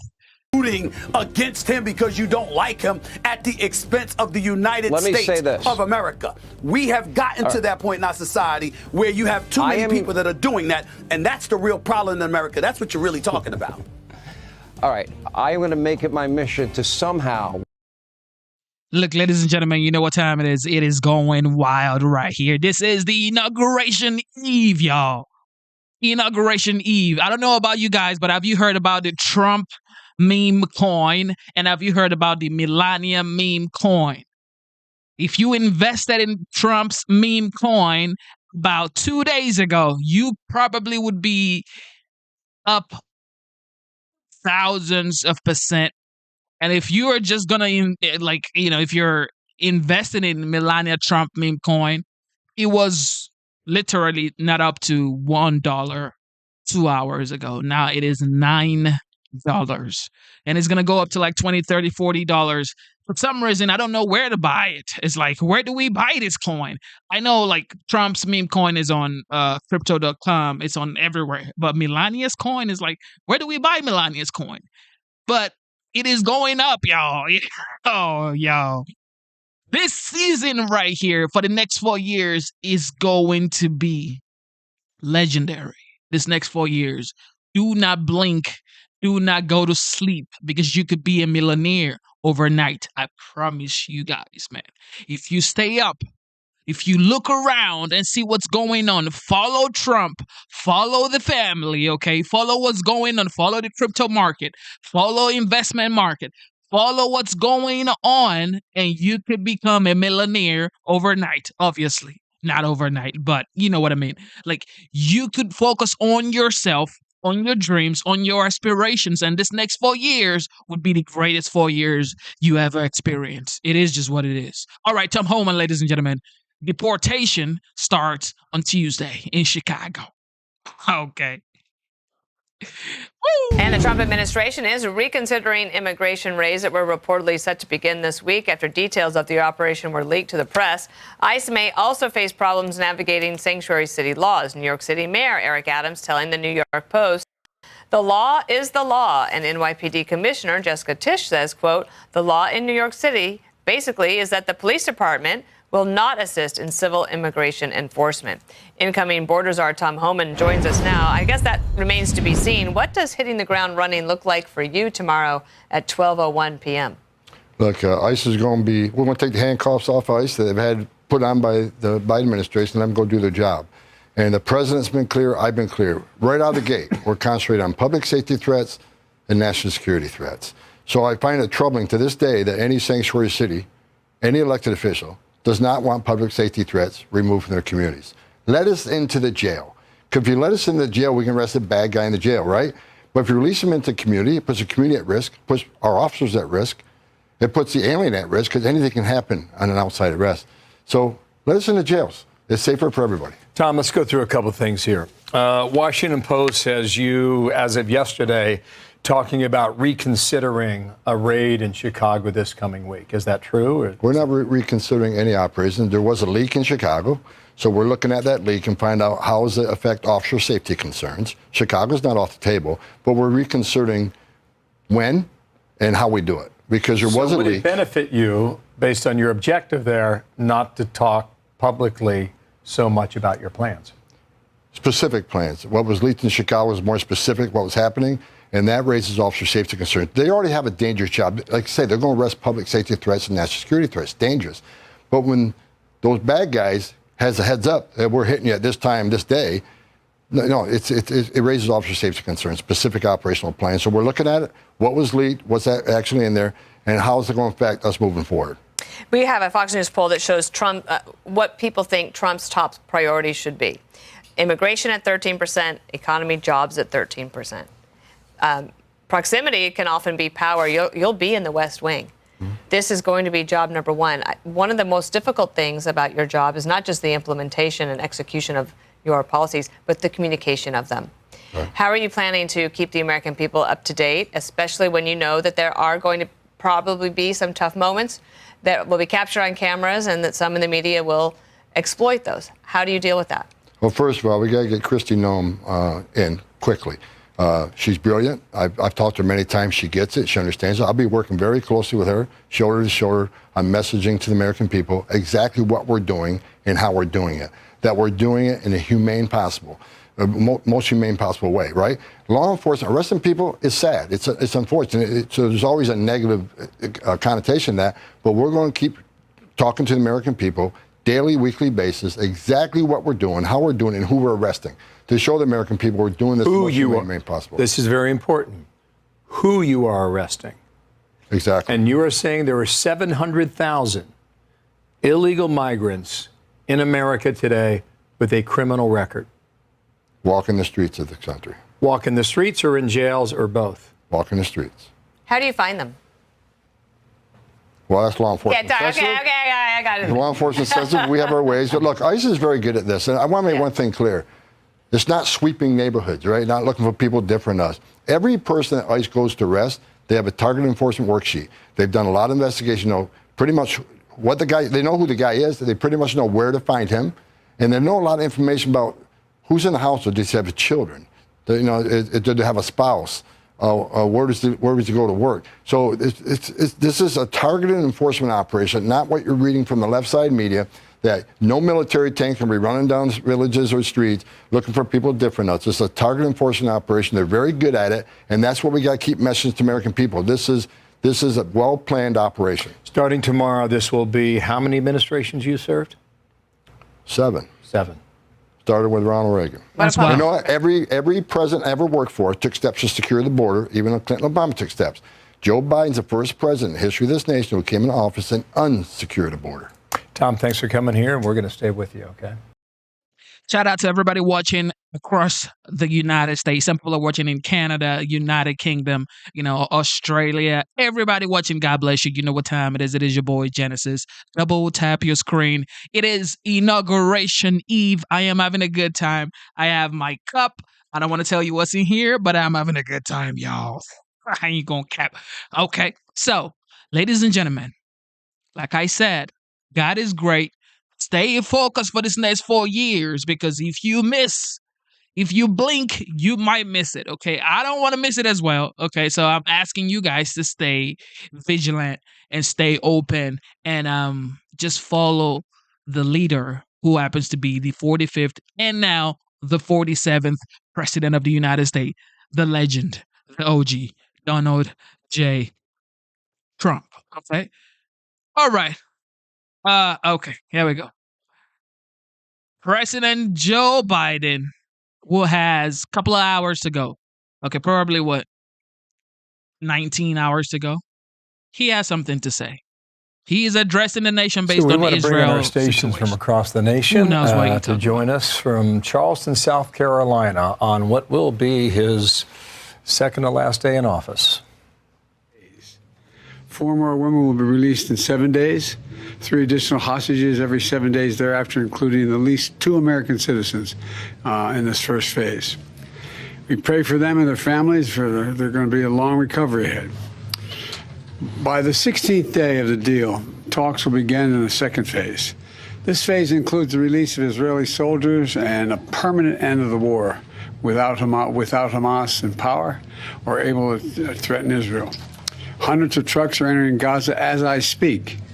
They're carrying assistance for civilians who suffered enormously from the war that Hamas started on October 7, 2023, nearly 15 months ago.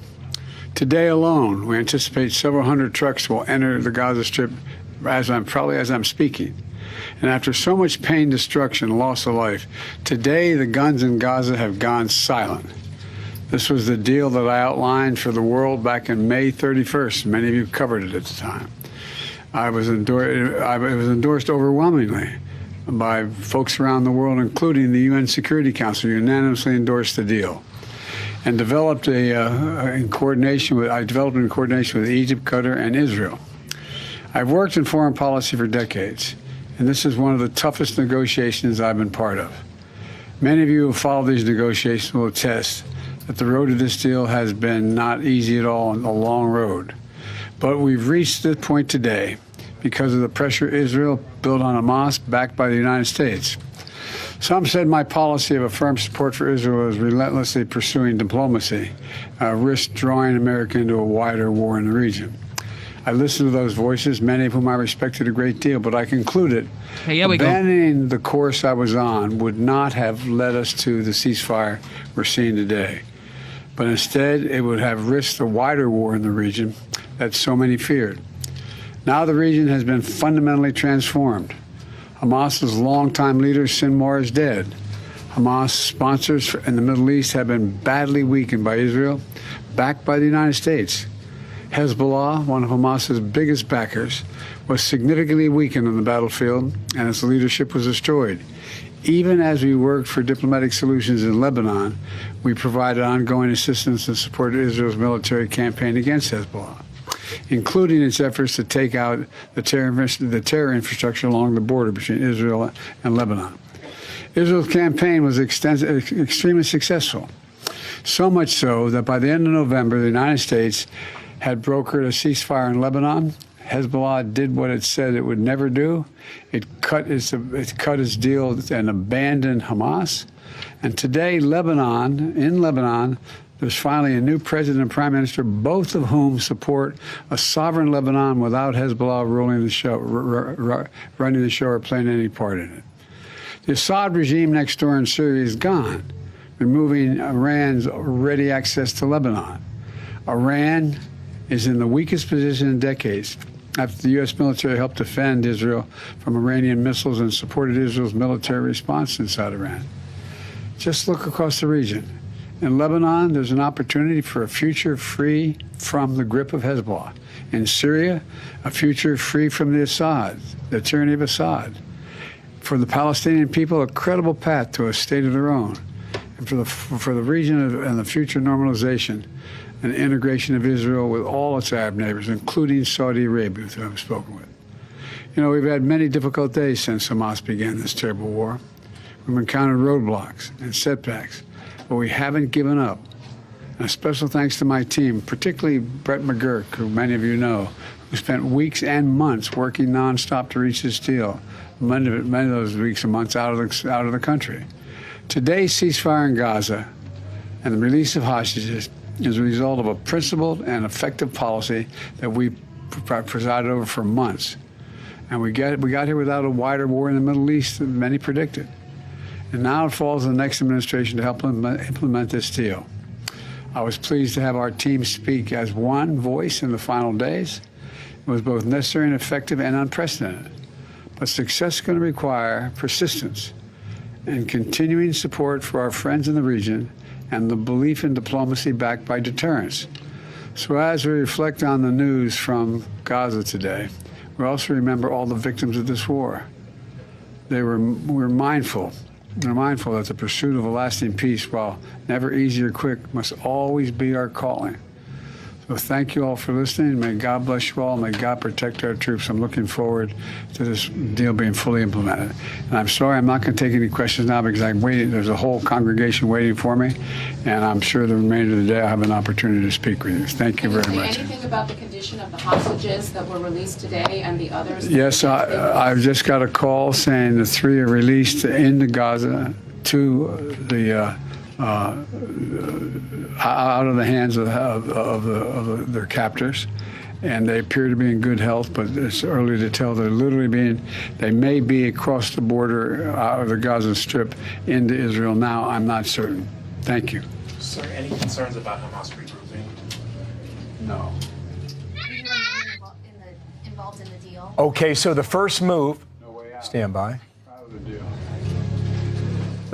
Yeah, it's over. It's over, yeah. It's over. Yeah, bye. He's gone, ladies and gentlemen. We got the new legendary coming up here. The OG. The 45th. Now the 47th. Of course, TikTok was banned, and now it's back. I know you guys know TikTok was banned, but now it's back. Okay, back, bright, and it is gonna go to the moon, ladies and gentlemen. But I'm happy it's back because a lot of people have businesses on TikTok. You know, it's not gonna be fair to people and their businesses. Let's go back out to Griff Jenkins ahead of Trump's victory rally in D.C. today. Hey, Griff. Ainsley, we are still 8 hours away from this rally that will feature President-elect Trump, Vice President-elect Vance, along with Elon Musk will speak. But look at this crowd. We're a block away from the front. You can see this crowd is thousands going for blocks up here. Let's talk to some of the people here. What's your name and where are you from? I'm Nick from Minneapolis, and I came out here to show we need to take America back and give the government back to the people, not the bureaucrats in Washington. And it's not that cold. Ainsley, it's only about 38, 39 degrees out here. Are you happy you're not freezing? Yeah, back home I think it's like -10. So this is a heat wave for me. I'm going to go to the beach later, strip naked, and go skinny dipping. Oh, that sounds like fun. Now, look, you got the Garbage Man T-shirt on. Did you know that the garbage truck is supposed to make an appearance here? Are you excited for that? Absolutely. And I was telling other people when President Trump gets to planning his library, we need to have the garbage truck in there, and we need to have, like, you can make your own picture of him standing out there giving out the fries in the McDonald's window. It would be epic. All right. And what's your name, ma'am? My name is Gina. Gina, and where are you from? Alabama, and just moved to Charlotte and Winston-Salem area. So all over. And what do you do? Well, my husband's a roofing company, so we do a lot of roofs for people. True roof. All right, all right. Well, listen, we're going to check in with all these folks here. They are lining up, and it's not even that bad out here. It's going to be a big day. The line's getting long. Ainsley, we'll send it back to you. I'm Steve Ducey. I'm Brian Kilmer. Oh my God, it is going wild, y'all. Everybody's in D.C., y'all. I decided not to go Meanwhile, because this President protest Biden going. is I got a firing 5-year-old off a dog. parting shot at Trump. We need to amend the Constitution to make clear that no president is immune from crimes that he or she commits while in office. Man, and here comes another wave of the resistance. Ahead of his inauguration, a group of Biden officials are already assembling to fight Trump's executive orders in court. Democrats, including Nancy Pelosi, squad members AOC, Ilhan Omar, and Ayanna Pressley, along with a dozen others, are boycotting the inauguration. Former First Lady Michelle Obama will also be skipping out. Joining us now to react is Senior Advisor for President-elect Trump's transition team, Jason Miller. Jason, it's great to be here. There is an electric environment walking the streets coming over here. I was out earlier, but I want to get your reaction. We're finally here. What are your thoughts? The energy, the excitement, everybody is ready for Monday. And with President Trump landing back in the D.C. area this evening, everything kicks off. Of course, he's doing an event at Sterling at his golf course. There'll be fireworks and there'll be parties and celebrations. But here's the reason, Griff, why people are so excited. Finally, we're going to get our border secured. We're going to do something about this out-of-control inflation crisis. The president's already bringing world peace back, starting with the Middle East. And so there's a lot of excitement, yes, as far as here in D.C., but every American is going to benefit for what the president's going to do. Jason, quickly, you talked about securing the border. Are there going to be some executive orders? I know you don't want to get ahead of your boss, but what can we expect? Well, the great thing about President Trump is that he tells you exactly what he's going to do. And so on the campaign trail, he talked about securing the border. We're going to see many of his wildly successful first-term policies put back in place right away. Those are things I think he'll do right after taking the oath, and especially as he heads over to the Capital One Arena and then ultimately to the White House on Monday. But he's going to start doing it right away. We don't have to wonder about what a good border, a secure border, actually having some national sovereignty can look like, because we had it for 4 years with President Trump. The other thing, too, keep an eye on this one. There's going to be a big effort on the deregulation push. Obviously, the president has said drill, baby, drill. We have to get our increased energy production moving. That's going to really impact our ability to go and lower down some of the prices that we've seen skyrocket under Joe Biden. But the other thing, too, is the president's going to go through and uproot completely all the DEI woke nonsense that's infected our government over the past 4 years, and really, I think, gotten government away from its critical function of serving people. So finally, we're going to have a government that's responsive to the American public, that's actually looking for ways to cut costs, not just throw or give money away to everybody. But it all starts with securing our border and getting rid of these criminal illegals. They're going to take action right away. I can't wait to see it. Jason, we heard some of the messages that he might deliver in his inaugural address. Tell me a little bit more about that and how he might contend with the vibe shift of moving this speech inside. Yeah, well, the thing with the president's speech is everyone should be thinking about is that the president's going to speak to how he can make each of your lives better. And for the past 4 years, we've been told that Washington has all the answers. Washington has all the solutions. But what President Trump is going to do is actually talk about here's how we're going to put more money in your pockets. We have to obviously re-up the tax deal, but also additional things such as no tax on tips, no tax on Social Security, no tax on overtime. And so these are big priorities that we need to do. Obviously, we need to drill, baby, drill. We need to secure the border. Every American benefits from a safe community. Every American benefits from a good economy. And so you're really going to hear the president speak directly to people and say, this is how your life is going to be improved. And that's something we haven't heard at all in the last 4 years. Hey, Jason, Katie Pavlich here. Welcome back to Washington. As Griff mentioned, there's a lot of people in town. They're all wearing their MAGA gear. They're walking around the places they can, going by the White House, excited for President Trump to take office on Monday. But they are a little disappointed that they can't go see the inauguration as a result of weather. Do you have any more information about what the president's going to say tomorrow at the planned rally, but also how they may be able to see the president on Monday at Capital One Arena? Yeah, and of course, when we talk about Monday, I mean, when you have the temperatures as low as 11 degrees, and actually that might be a high point, that's just not safe. You can't have people standing outside for 6, 7, 8 hours in 10 or 11 degree weather. That's not safe. We have to make sure that we look out for people. And so the actual ceremony will move inside into the Capitol Rotunda. And then afterwards, the president will go over to Capital One Arena. And so there'll be a very action-packed day on Monday. But tomorrow, on Sunday, there's a rally that we're having at Capital One Arena also. And if you like Kid Rock, then you're really going to love this thing. There's going to be so much energy, so much excitement. I think you're going to see a little bit of a preview also about what the president plans on doing for day one. But I tell you, we talk about the mandate that the president received, whether it be the 77.3 million votes or the 312 electoral votes or winning the popular vote. And we see all these CEOs and business leaders and foreign leaders coming to Mar-a-Lago to talk about how they can be a part of what President Trump and his administration want to do. But when everybody has the chance to be here and be excited about it, it's going to be great. And obviously we wish the weather was better, then everyone could see it. But just having people in town being able to participate in that celebration with President Trump, because as I said earlier, everybody's life is going to improve with President Trump. And we should all be thankful for that.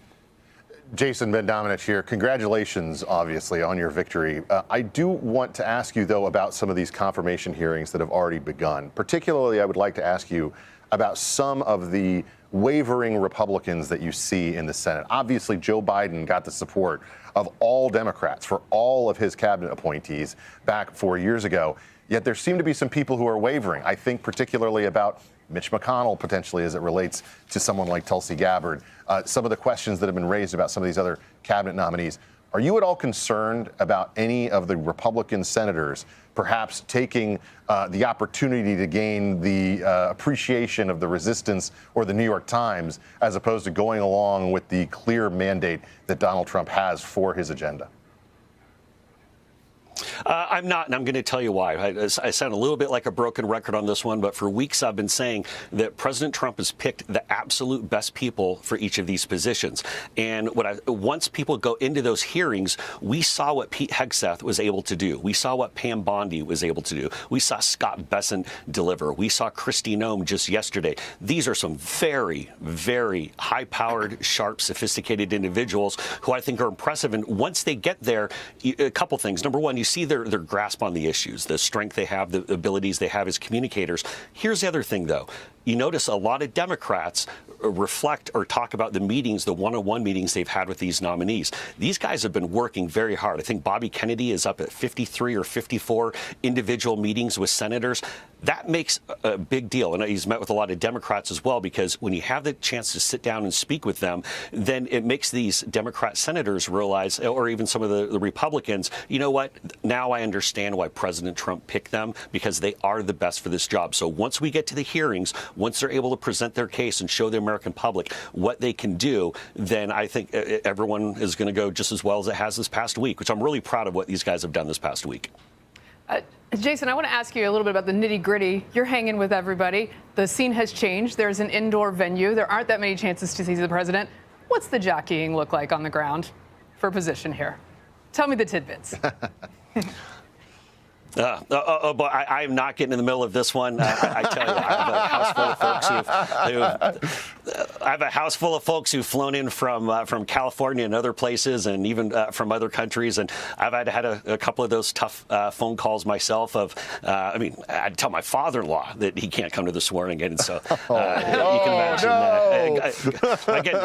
I know I got in a little trouble on that one. But look, everybody realizes that we have to keep people safe, and you can't have someone out there for 7-8 hours in 10 or 11 degree weather. And so this is exactly why I didn't go. I had 2 tickets to the swearing in, the Trump rally, and one other event. The only event I did not have tickets for was the presidential ball. But, it is what it is. I got a 5-year-old daughter. I wasn't going to just, put her out here in the cold. Nah, that's not going to work. But again, it's like there's so many threats going on. People are protesting right now in D.C. And it's like, this guy won fair and square. Give him his flowers, man. Give him his flowers. All right, Tom Holman. Meanwhile, President-elect Donald Trump preparing to tackle the border in his first week in office. New reports signaling massive deportation operations will begin Tuesday. Incoming border czar Tom Homan joins me now. Tom, welcome. Thanks for having me. So these raids, multiple cities, Chicago's been mentioned. What are your thoughts on that? And do you worry about some of these sanctuary cities resisting your authorities? Well, look, I won't categorize raids. They're going to be targeted enforcement operations. When ICE goes out, they're going to know exactly who they're looking for, pretty much where they'll find him. It's a well-planned operation. They'll know possibly who's in the household, including children. This is a well-planned enforcement operation. Every target of this operation is well-planned, and the whole team, a team will be out there for officer safety reasons. Sanctuary cities, it's unfortunate. You would think the sanctuary cities, if they care about public safety, if they care about the safety of their communities, they let us in their jails. I mean, that's what we want to arrest a bad guy. We want to arrest a bad guy in the safety and security of a county jail, where the officer's safe, the community's safe, and the alien's safe. But the sanctuary cities are going to force us into communities, because they're going to release that public safety threat back in the community, which is a huge public safety threat, and it's going to force officers into the communities. And we'll find the bad guy. On his turf, we have access who knows what weapons, so it's very dangerous. But when we find the bad guy, he's probably with others that are in the United States illegally. They may not be a criminal priority, but we're not walking away from them. So these sanctuary policies are going to force us in the communities, and the result is going to be exactly what they don't want. More aliens arrested, more collaterals arrested, because they forced us in this position.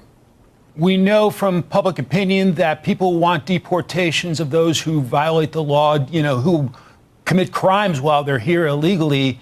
How soon do you expect some deportation flights to leave? First week. I mean, we have got over 700,000 illegal aliens in the United States with final orders of removal. President Trump has been clear from day one, from the campaign on to today, that he's going to secure the border, and he's going to have the deportation operation. There has to be consequences for violating our laws. To enter the country legally is a crime. Then to commit a crime against a U.S. citizen, President Trump's had it. He has no patience. We're going to start this operation. We're going to fulfill the mandate the American people gave him on Election Day. Do you worry about the ACLU or some other group trying to tie you up in court? Oh, yeah, everything we do, we're going to get enjoined down. We'll get sued every day, but it's not going to stop us from doing our job. But President Trump's made it clear, public safety is number one on his list. How many young women have to be raped and murdered and burned alive until the sanctuary cities understand this? It's about public safety. Every elected official, whether you're a mayor or a governor or on the city council, your number one responsibility is protecting your community. Help us. Come to the table and help us. We're not asking you to be immigration officers. We're asking you to help you make your community safer by those who are here illegally. So we're going to do this with or without their help. I'm sure we'll be sued, but bring it. They're not going to stop us. They're not going to bully us from doing this job. The American people are demanding safe communities, and ICE, under President Trump's leadership, is going to give them safer communities. Tom, how many executive actions do you expect from President-elect Trump right off the bat to set a tone in your area of expertise? I'm not going to get ahead of the president on that. I know that many are going to be signed. I've been involved in those discussions. I know what's coming, but I'm not going to get ahead of the president on that. We'll wait and see what happens on day one. All right, you're a smart man. It was worth a try, though, Tom. Do you expect your actions in the first week to essentially set a tone for the next 4 years of what this administration is going to be all about? You're going to see the first week. You're going to see the shock and awe on the border. You're going to see the interior. President Trump has got a great amount of great people in the cabinet he's bringing in. Governor Kristi Noem, you know, she's going to be a rock star. I've talked to her many times. She gets it, and she understands the importance of securing the border and doing this interior enforcement operation. We got a great cabinet work. You got Pam Bondi coming in. That's going to be a great AG. So President Trump put a great team together. We're going to secure that border at the highest level ever. We're going to get back to the most secure border in my lifetime that President Trump had during his first administration, but this time we're going to finish the job. When you secure the border, you save lives. That means less overdose deaths from fentanyl coming across the border. That means less sex trafficking of women and children. That means less people on terrorist watch lists entering this country. We're going to end it this time. We're going to fix it, and American people are going to see the success of President Trump in his second term. There you have it. Tom Homan, the man, the legend, the border czar. He is ready to start deporting illegal, keyword, okay? This is what people need to understand. Keyword, illegal immigrants, okay? People just say, well, Trump is going to deport everybody. No, it's not going to deport everybody. He's going to deport illegal immigrants. So if you came here illegally, then you better be ready. You better be ready, y'all. All right, here we go. I still believe in the idea for which this nation stands. A nation where the strength of our institutions and the character of our people matter and must endure. Now it's your turn to stand guard. President Biden's farewell message may be forward-looking, but his final days are being spent looking back. His wife, the First Lady, hinted at a grudge with Nancy Pelosi for her role in pushing him aside on the election. But she said this, quote, "We were friends for 50 years and it was disappointing." This is all coming as Biden himself is still claiming that he had a leg up against Donald Trump. That's despite pretty much everything to suggest otherwise. I think I would have beaten Trump. Could have beaten Trump. Now, that declaration, according to the Wall Street Journal, is apparently irking the person who did lose, Kamala Harris. I'm not surprised that she might be a little upset about this because she went out of her way not to criticize President Biden. Yeah. She did so at her detriment. To her detriment. What would you have done differently? Her and she didn't answer. Campaign aides in all of their postmortems have said she would not do it because she felt loyalty was important.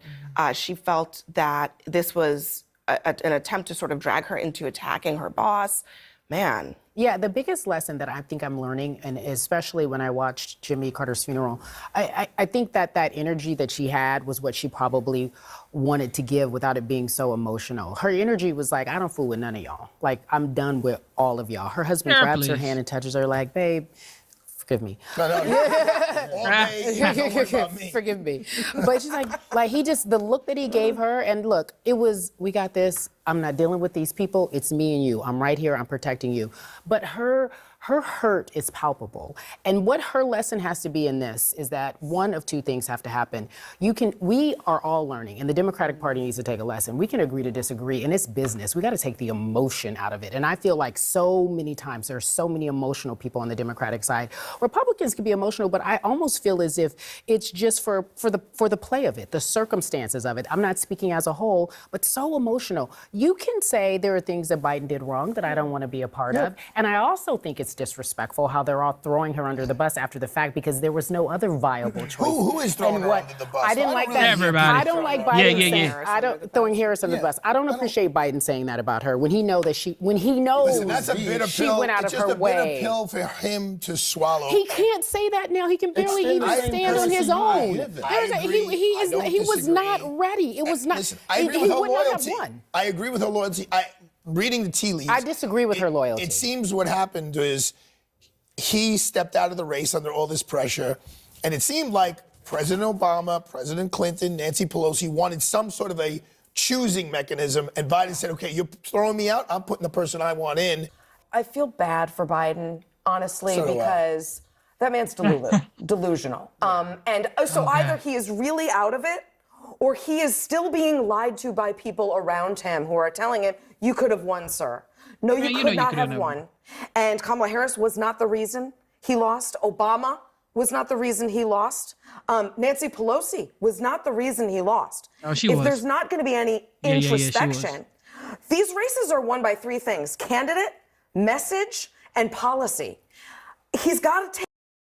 This same people were the same people talking about he's ready to run again. Biden is the greatest president of our generation. Now they're saying, well, she's not the reason he lost. He's not the reason she lost. Come on. Can you take accountability? Okay, can you take accountability, y'all? This same people, after the debate in June, well, in the summertime with Trump and Joe Biden, when Joe Biden was like, we finally beat Medicare. What are you saying, though? But guess what? They still said he was ready to run again. These same people. And now they're saying it, well, Nancy Pelosi is not the reason why you lost. Man, y'all, too many BS going on. Take responsibility for all three of those things because he failed on all three of those things. He could have gone out a hero had he stuck to being a one-term president. Yes, I agree. Yeah, I know, hero. We know for sure that in the Biden household, he's not alone in these views. I mean, Jill Biden, on the record in an interview with the Washington Post, said about Nancy Pelosi, let's just say I was disappointed with how it unfolded. Why? I don't know. I learned a lot about human nature. Oh, Lord. Did you? I mean, look. I mean, did you? Did you really? Can you hear yourself? Roy, shoot. I learned a lot about human nature. Oh, Lord. Did you? I mean, look. I mean, did you? Did you really? Roy, Can you hear yourself? Roy Schumer, to his face, warned him, if you run, you will go down in American history as one of the darkest figures. He was warned. Yeah, I just think that, it's unfortunate the vice president was put in this position by the Democratic Party anyway. And then now the bigger question becomes, where do they go? Can you even heal at this point? It doesn't feel like they're healing. They're pointing fingers. No clear leader. Nobody is saying this is what we should do to move forward. He's saying he should have won. She's mad at everybody. She doesn't want to talk to anybody because she knows the dealings of being a politician are the dealings of being a politician. And everyone's acting like they're new to this. There's a mechanism for this. I went through the Republican.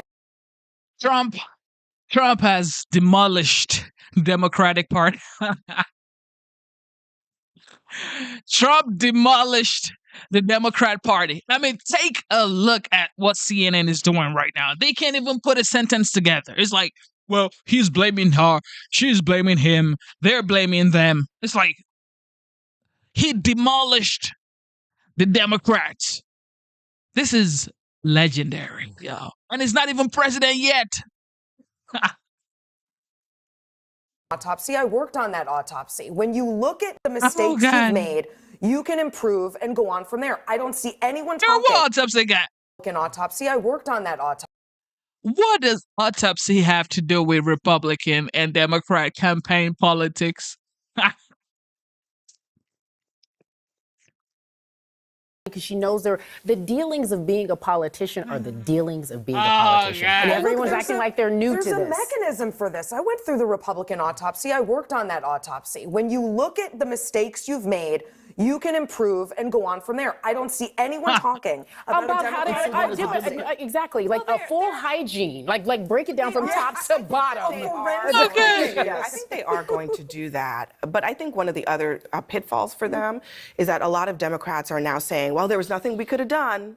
You know, this was a loss from the beginning. And I think that it might be damaging, thinking. Because you're not doing triage on yourself as a party at any point. And how can I have confidence come midterms? There's no confidence, y'all. There's absolutely no confidence, okay? It's over. President Joe Biden prepares to leave office. He's making a pitch for his economic legacy, in particular, his investments in infrastructure. You may remember last year, his former chief of staff, Ron Klain, reportedly said this about how Biden talked about those bipartisan achievements on the campaign trail. Quote, I think the president is out there too much talking about bridges. He does 2 or 3 events a week where he's cutting a ribbon on a bridge. If you go into a grocery store and milk and eggs are expensive, the fact that there's an effing bridge is not... I think that it doesn't get covered that much because, look, it's an effing bridge.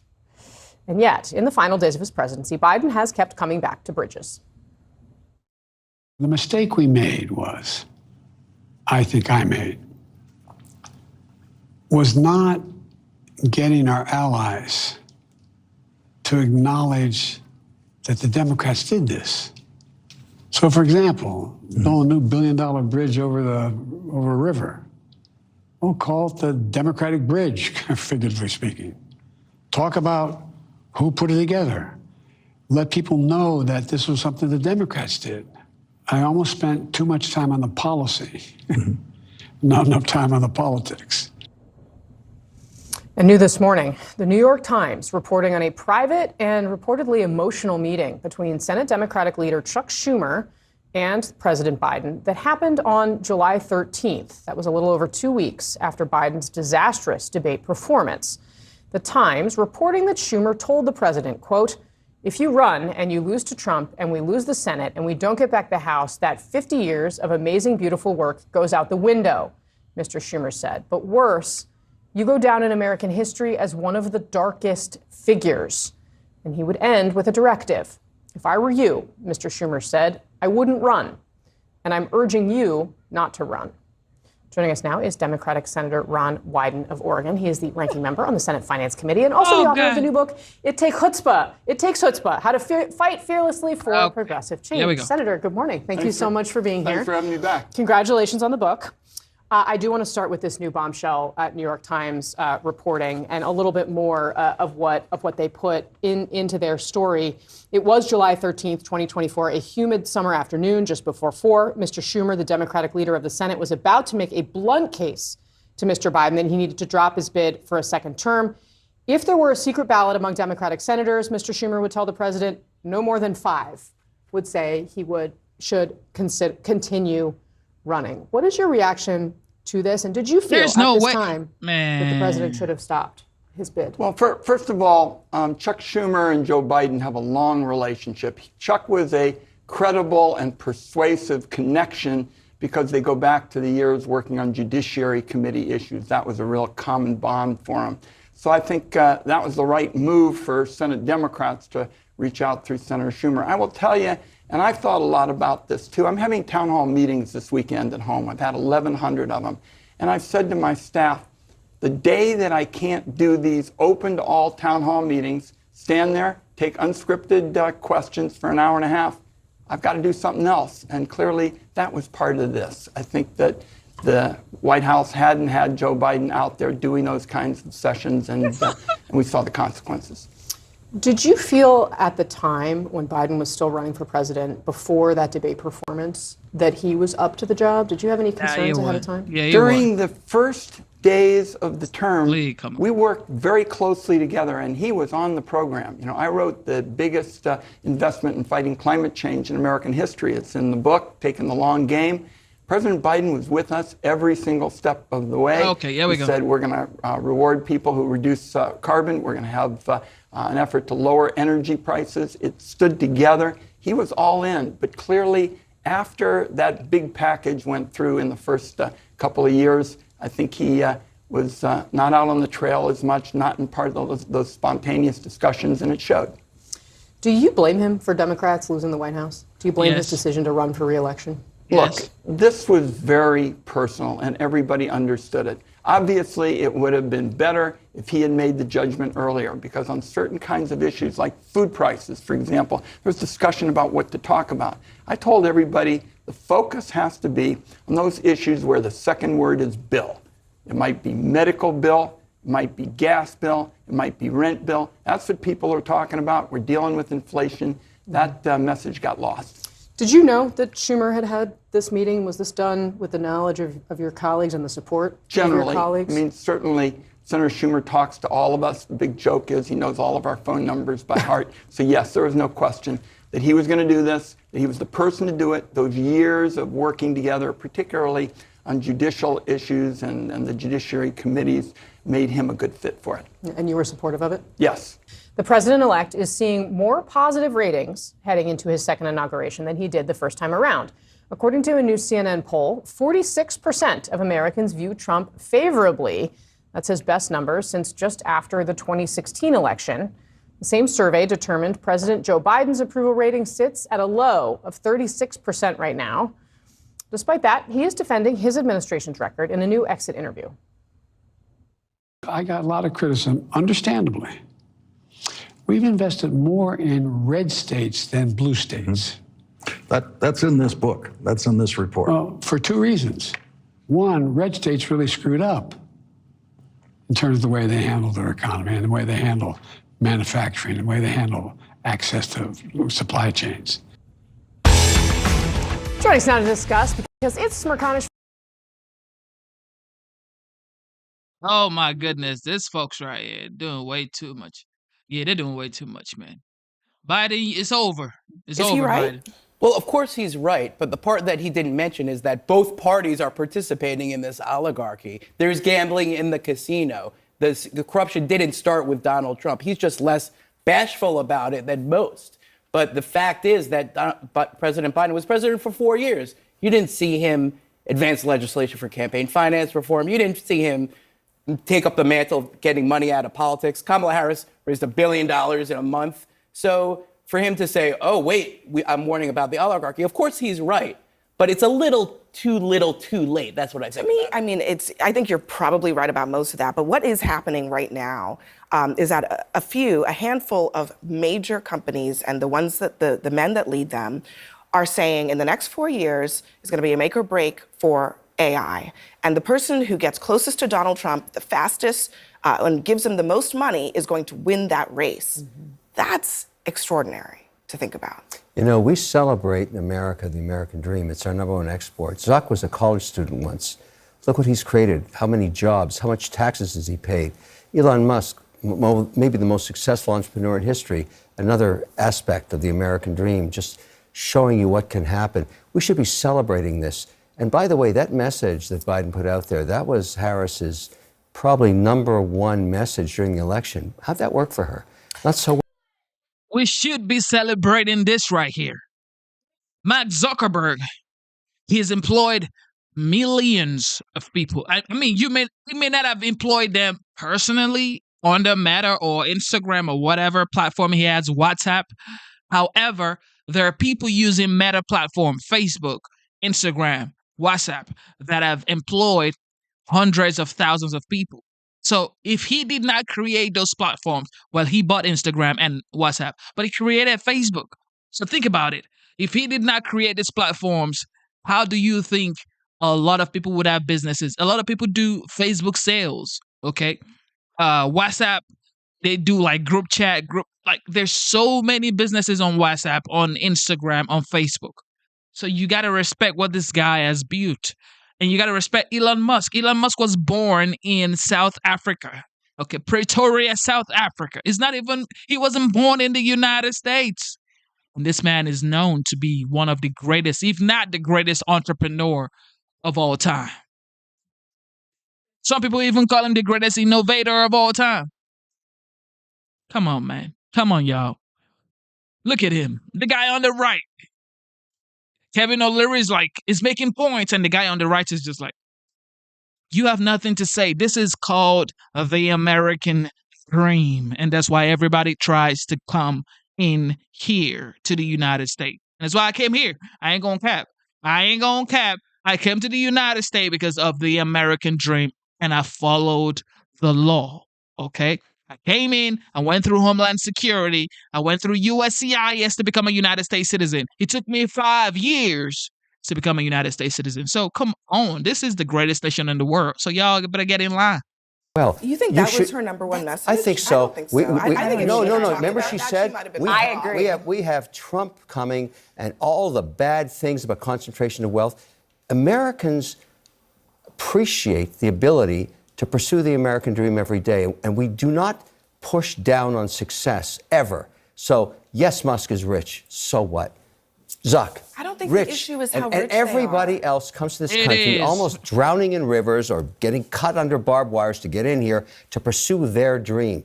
Why do we ever think that we should bash their success? Ashley, what do you Ashley, I want you to get it, but let me just say this.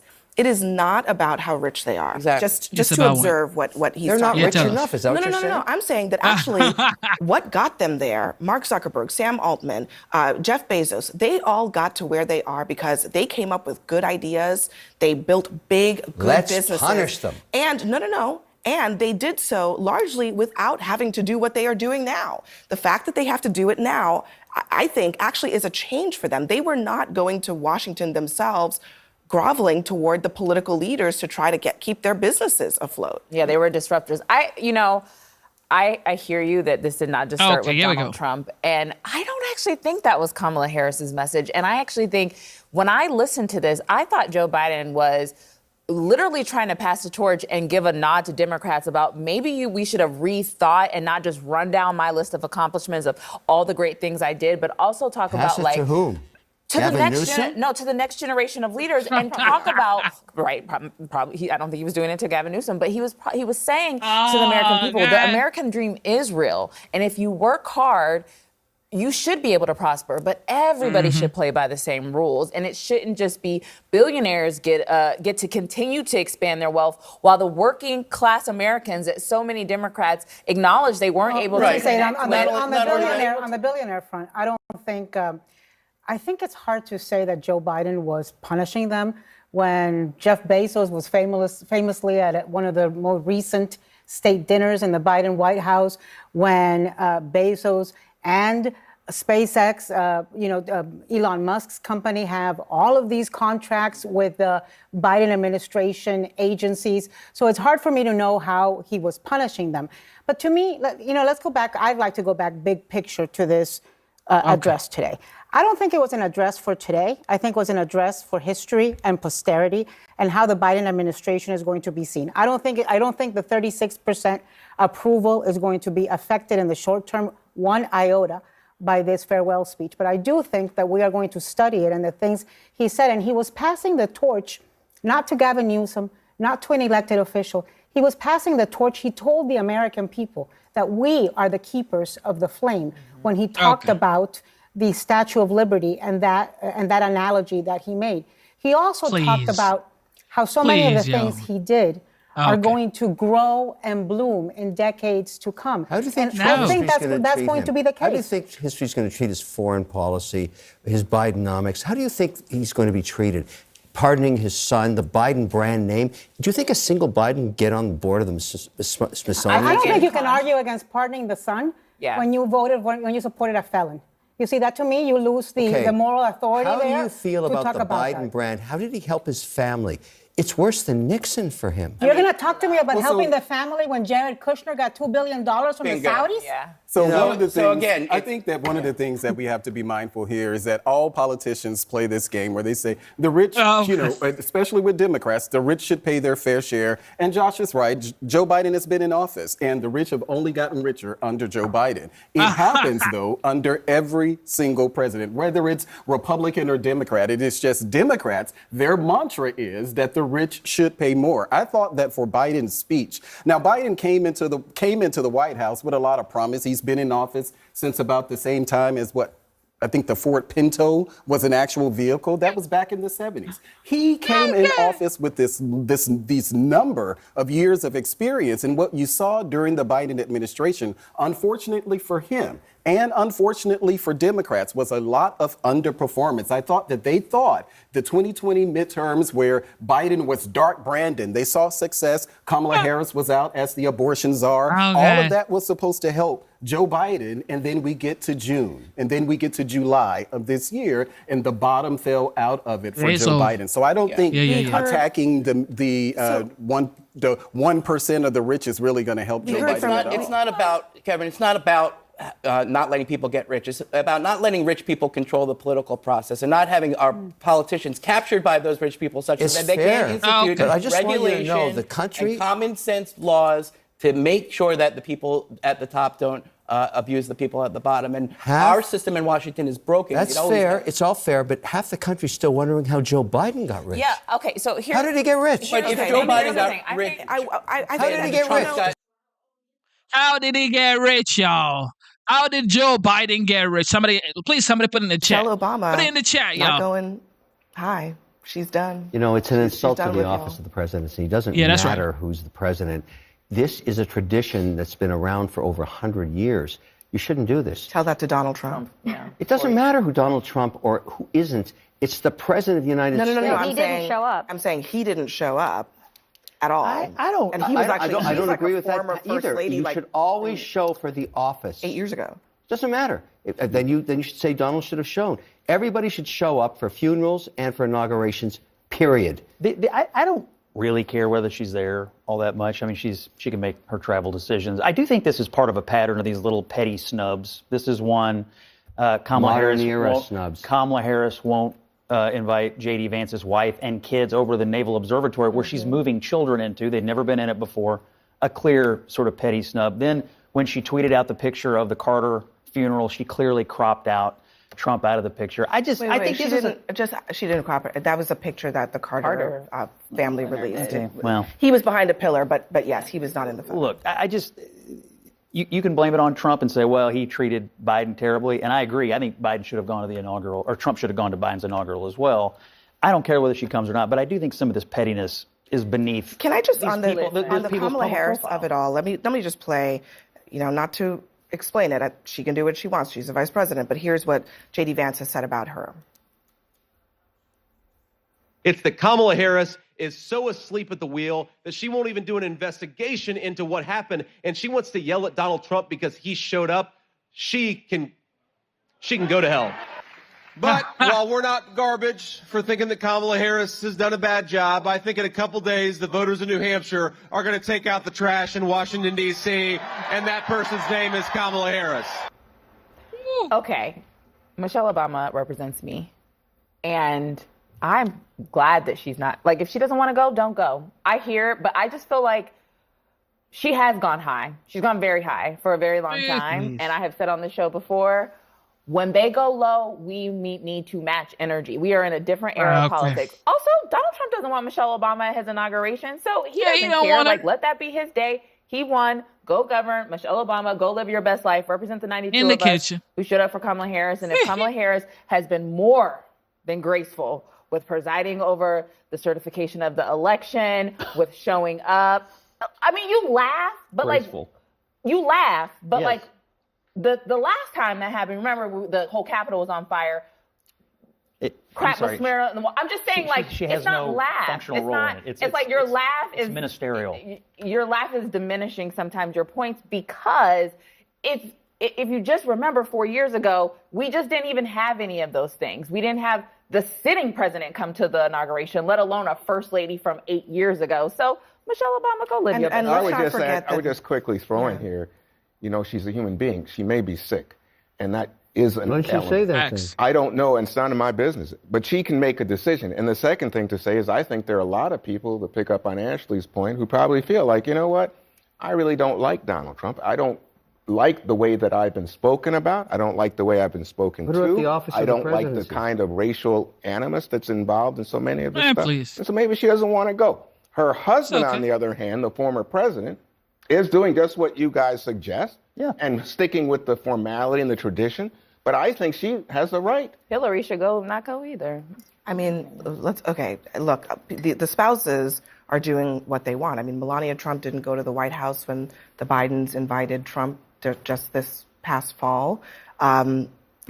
Melania Trump and Donald Trump didn't invite the Bidens to the White House in the last transition because there was no transition. It's all bad. They just did It's all not bad. have one. Yeah. Nothing So, good about either side doing yeah. this to the other. She went high and she lost, but she should honor the office of the president. I will say, She went high and they lost in 2016, and she did honor and show up. Why can't And then she do it Donald again? Trump Why can't she went do it again? solo. She was like, I'm not meeting you in the Talking pit to about hell. 6 hours of her time. I do think we are off the slippery slope of election denialism. Both parties seem to have accepted the outcome here. It strikes me that we're in a strange place where we may be getting back to normal about the way our politics works following an election. Showing up and doing the traditions would be a continuation of that. Again, I don't personally care whether she goes or not. I'm sure Trump doesn't either. But I think we're in a better place today than we have been after the last several elections going back to 2000, truthfully. So that is a good Early thing. after 2020. Yeah, exactly. After 2016, There's going to be a peaceful transfer of power. I think that is a victory. If you're a Hitler's Catholic taken over. and It's you don't amazing. go to church on Sunday, you burn in hell. That's the way I look at this thing. Look, you got to follow the I've tradition. said this once, and I'll say it again. The only time that we've had a former president not pass the baton to the person that is succeeding him was when Donald Trump did it. That's Also the only time bad. it's ever happened. Also bad. I'm just saying that's I wish the he had only gone. time. So when we talk about slippery slopes, Donald Trump just went all the way off the cliff, okay? He didn't even go down the slope. He just went off the cliff. And that's why we are where we are today. Blame Trump, okay? Blame Trump. It's all Trump's fault. It's nobody else's fault. Just blame Trump. It is what it is. She ain't going to the inauguration. Who needs her at the inauguration anyway? The one and only Kid Rock, who just announced his new 7-city tour starting in March, as well as the Rock and Rodeo. This is going to be happening in May. How you doing, Kid? What's up, Jesse? So is this your first inauguration? No. I was actually listening to your show a little bit before I got in the truck here, and I heard, Michelle Obama's not attending. I would kindly remind her that years back, when Obama was first elected, I did not vote for him. But they asked me to play the inauguration, and I played it, and I went. Had a good time. I went for out of respect to the presidency, so I would kindly remind Miss Michelle about that. I forgot about that, and that's cool because it's really not about the politics, it's about the office, and you got to respect it. Why isn't Michelle attending? All the other first ladies are. Ain't nobody near her there. I don't know. She seems a little angry. She might be, I don't know. If you can't say something nice, Yes, let me hear it. That's smart for husbands and people on live television. So what happens when you go to an inauguration like this? Are you going to have a vat of caviar? I don't even know what a vat is. I had to ask, too. It's like an industrial drum. I've never had a lot of caviar. I don't know if you could fit it all into a vat, but what are you going to be doing there? Man, we put something together very special. I mean, I've spent so much time on this. When I was first asked to do it, and it was kind of a thing where they're like, can you show up and play the track, do a couple songs? And I was like, respectfully, I'm not interested in that at all. I'd rather help you any way I can. I'm a supporter. And so I came up and I put something together, put it all down on paper to the minute, to everything, choreographed, this, and this. They loved it. Of course, we get into it and we're going through, the due diligence to get it done. And, God bless them, here comes the Secret Service. And they're like, yeah, we can't light off fireworks and have big pyrotechnics. And I'm not sure we can have strippers on poles. Yeah, especially. But we still got something very special planned. All right. Well, I want to see that show. Maybe one day we'll go see that one. You were like a first-generation Trump supporter. I remember back in the day you were all in early. What do you think now about all these people coming in late?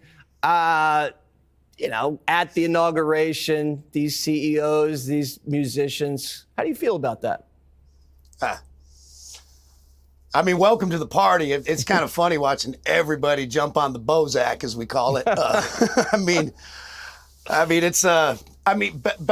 Better late than never. I mean, I feel like people are finding out, really what type of man, that Trump is, and he's a terrific guy, and they know what and plenty of people have known for 8 years. I mean, I endorsed him when he came down the elevator because I love the fact that he was not a politician. He was a businessman, and the business of America has sucked for so long. Like, we need someone in here making sensible decisions. Like, it's become about let's dig on. We can't get any good people to work for this country because all we're going to, like we've seen in these hearings, with my friend Pete Hegseth and others, where they just drill them and like, you slept with so-and-so and you said this drunk at a bar. It's like, so what? We're not electing deacon of the church here. I want somebody smart who can run this country, keep us safe, run it like a business, and make America great again. What can I say? Hallelujah. And everyone is jumping on the Bozak, and that's fine.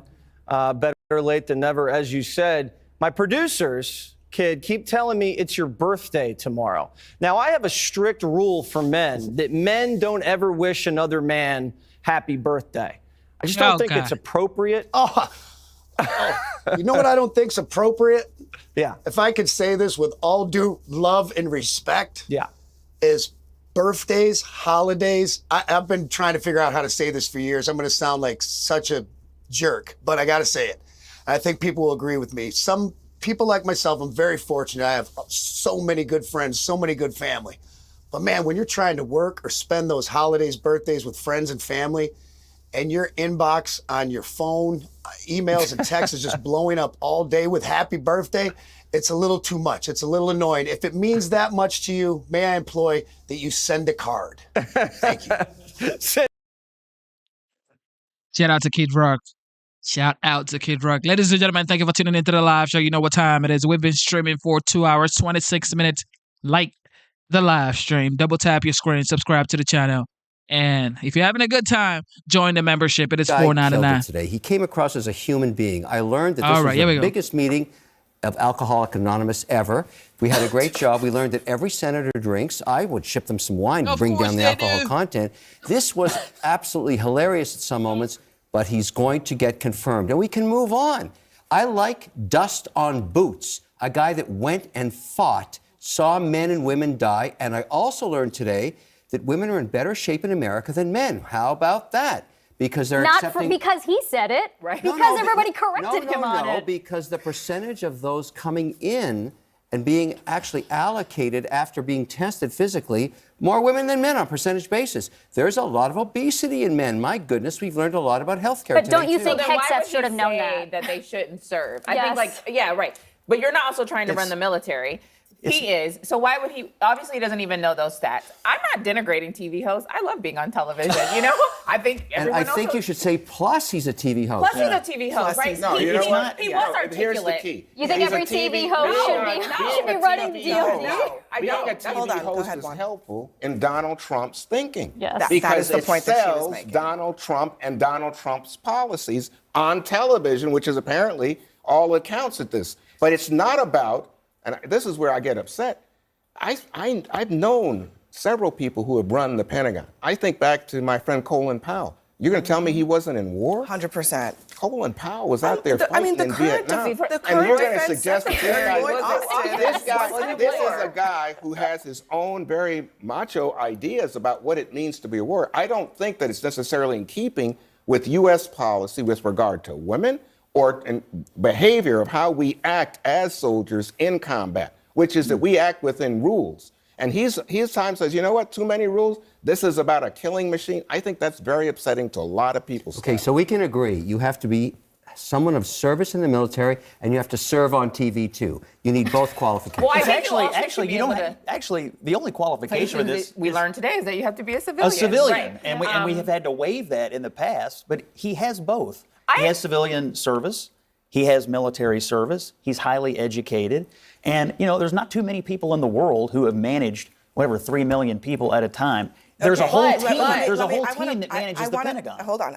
Okay, I'm glad you made that point because let's play what Markwayne Mullin said about whether or not Pete Hegseth actually has to have the skills, actually has to have the experience, or whether other people can help him run the Pentagon when he gets there. So do you believe you're capable of surrounding yourself with capable individuals that you're going to be able to run those same ideas by and surround yourself with people that are smarter and better equipped and maybe areas that you don't necessarily carry those expertise with?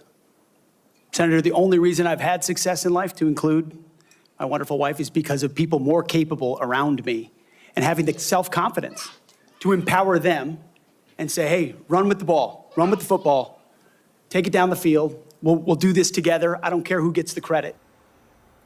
So for someone who is obsessed with DEI, sounds to me like if we had a black or a brown person sitting in that seat and they said, well, you know, I don't really have the requisite knowledge, but I'm just going to empower all the people around me, Republicans would have a field day about that. Not even about running the military. If Justice Ketanji Brown Jackson sat in front of the judiciary hearing and said, I'll just surround myself around clerks who know the law and not me, she would never be, and not only would she never be a Supreme Court justice, she would have been raked over the coals left, right, up, and down. We're talking, this whole hearing was about standards. And my question, Justice, does he have the standards? Now, the other thing we haven't talked about yet is you're right. Most people have not run something that has 3 million people. You know, most folks run smaller companies, but it's how you run them.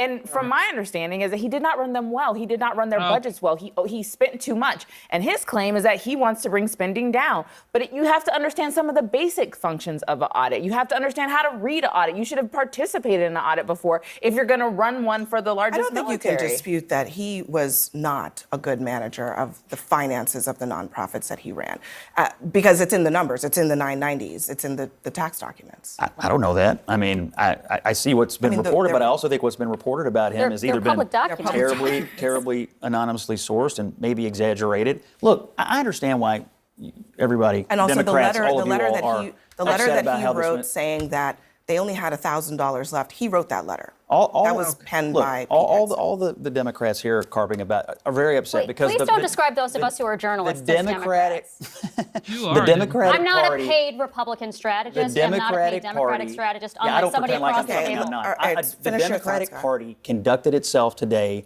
in a terrible fashion. Tim Kaine, in his line of questioning, sounded like a sex pervert. He as sounded went like he on and wanted on and someone on. who It was wanted to know if terrible. he was And so all these cheated issues on you all his are wife. raising, why didn't Tim Kaine spend 8 minutes on that instead of spending 8 minutes dumpster diving with his stupid opposition research dump? It was atrocious, and the Dems killed any chance they had of making a case against this guy. It was I think terrible. the numbers are in your favor. So a hearing is not probably going to be determinative since they only had one round of questioning. They didn't even do a second round of questioning.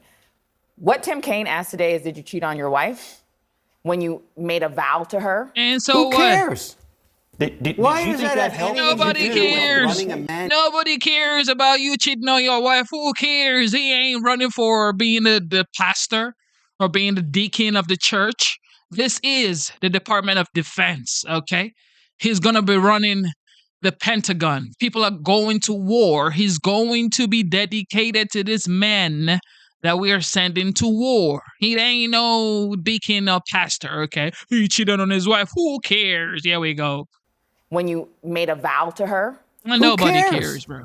Favor. So a hearing is not probably going to be determinative since they only had one round of questioning. They didn't even do a second round of questioning. What Tim Kaine asked today is, did you cheat on your wife when you made a vow to her? Who cares? Why you does think that have helped? anything Did to you- did do it with help the running a Democrats? mandate in the military? He might have had Whether you lie about it or not? Did you cheat on your wife? Can you conduct a war? What does that have to? What does that have to do with anything? Many people cheat on their wives and husbands. What does that have to do with you run a military mandate? Well, what does that have to do with if the you job? are- part of the This problem candidate is is going to we don't think pass. that matters It would be anymore. interesting. Look, I think, look, at the end of the day, it doesn't matter. I think if you are 50% up of for- Americans are divorced if you that started are up marriage. for a promotion in the military, you better believe that stuff like that matters. It does matter. I mean, and, you don't and matter. here's the thing. For marriage? It Counseling? does matter Marriage when you infidelity are does in the matter. military. It And does if You you have to stay married, can't get divorced. no, it didn't. No, I'm no, not it's not saying about that. Cheating. It's Yeah. a matter of your Character. Cheating integrity. on your wife, my goodness. Let me just say, in the military, it's measured as a matter of your integrity and your ability to command other please. people Yep. and imbue sense of trust in others. Wow, That's what you're that- stretching that one No, way I'm too not. far. I'm just telling. That's No, I'm exactly saying, the This is Kevin, a reason. civilian Kevin, position. This is a civilian position. I understand. No, it's not. But I just Kevin, think there's I'm a just bigger telling you issue. that's not made up. That's a real thing. It's just, He's not up for general. He's up for a civilian I position. get it. There's a total difference. I get it. But I that's- think there's Tonight a on double CNN, standard. the Republicans don't care about I think family there's a values. huge double Oh, standard. the party where of Bill Republicans- Clinton. No, but okay, here we go. Nobody's talking about family values, okay? Yes, you should not cheat on your wife. But most of these people that are married are cheating anyway, especially the women. Look, I ain't gonna count. Yeah. You can hate me. Women cheat more than men. It has been known. Women just do it in a much more 007 way where you never find out. And when you do find out, the men become simps, okay? It is what it is. CNN, the Republicans don't care about I think family there's a values. huge double Oh, standard. the party where of Bill Clinton- Republicans- the party if of Bill Clinton Republicans and were dug him off. talking Don't get to about lecture me. evangelical issues of morality. Okay, here we go. And we said, we've got a Democrat here who's well known for, and then all the charges emerged. They would absolutely take him apart, Scott. Man, please, y'all. Man, please. Look, I'm even like, I don't even know what else we could talk about because these people just be doing way too much. Way too much, y'all. Too much. Way too much. Can't never make this up, y'all. Acting like, when you're married, I'm not saying you should cheat on your wife or your husband, but I'm saying, like, what does that have to do with running the Department of Defense? What does that have to do with running the Department of Defense? Easy. Nothing. Yeah, nothing.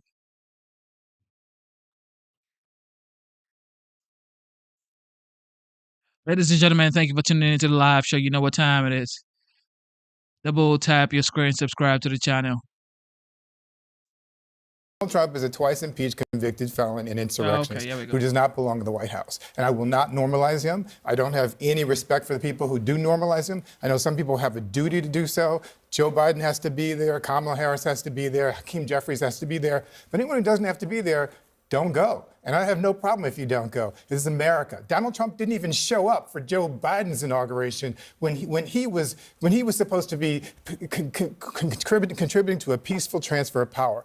That says everything about where we are as a country. You put it on the record tonight. You don't have respect for 50+% of the I don't American have people. respect for. Yes, I don't have respect for the people who You support. won the popular vote. I don't care. I don't have respect for the people who put a twice impeached convicted felon insurrections into the White House. Okay, so you don't have Period. respect I don't care. for the That's American my opinion. people who elected him. I have the right to that 47th opinion, just president as of the they have the United right to elect him. I have the right to say that it's the wrong my thing take to do. is, at the end of the day, it doesn't matter who's there.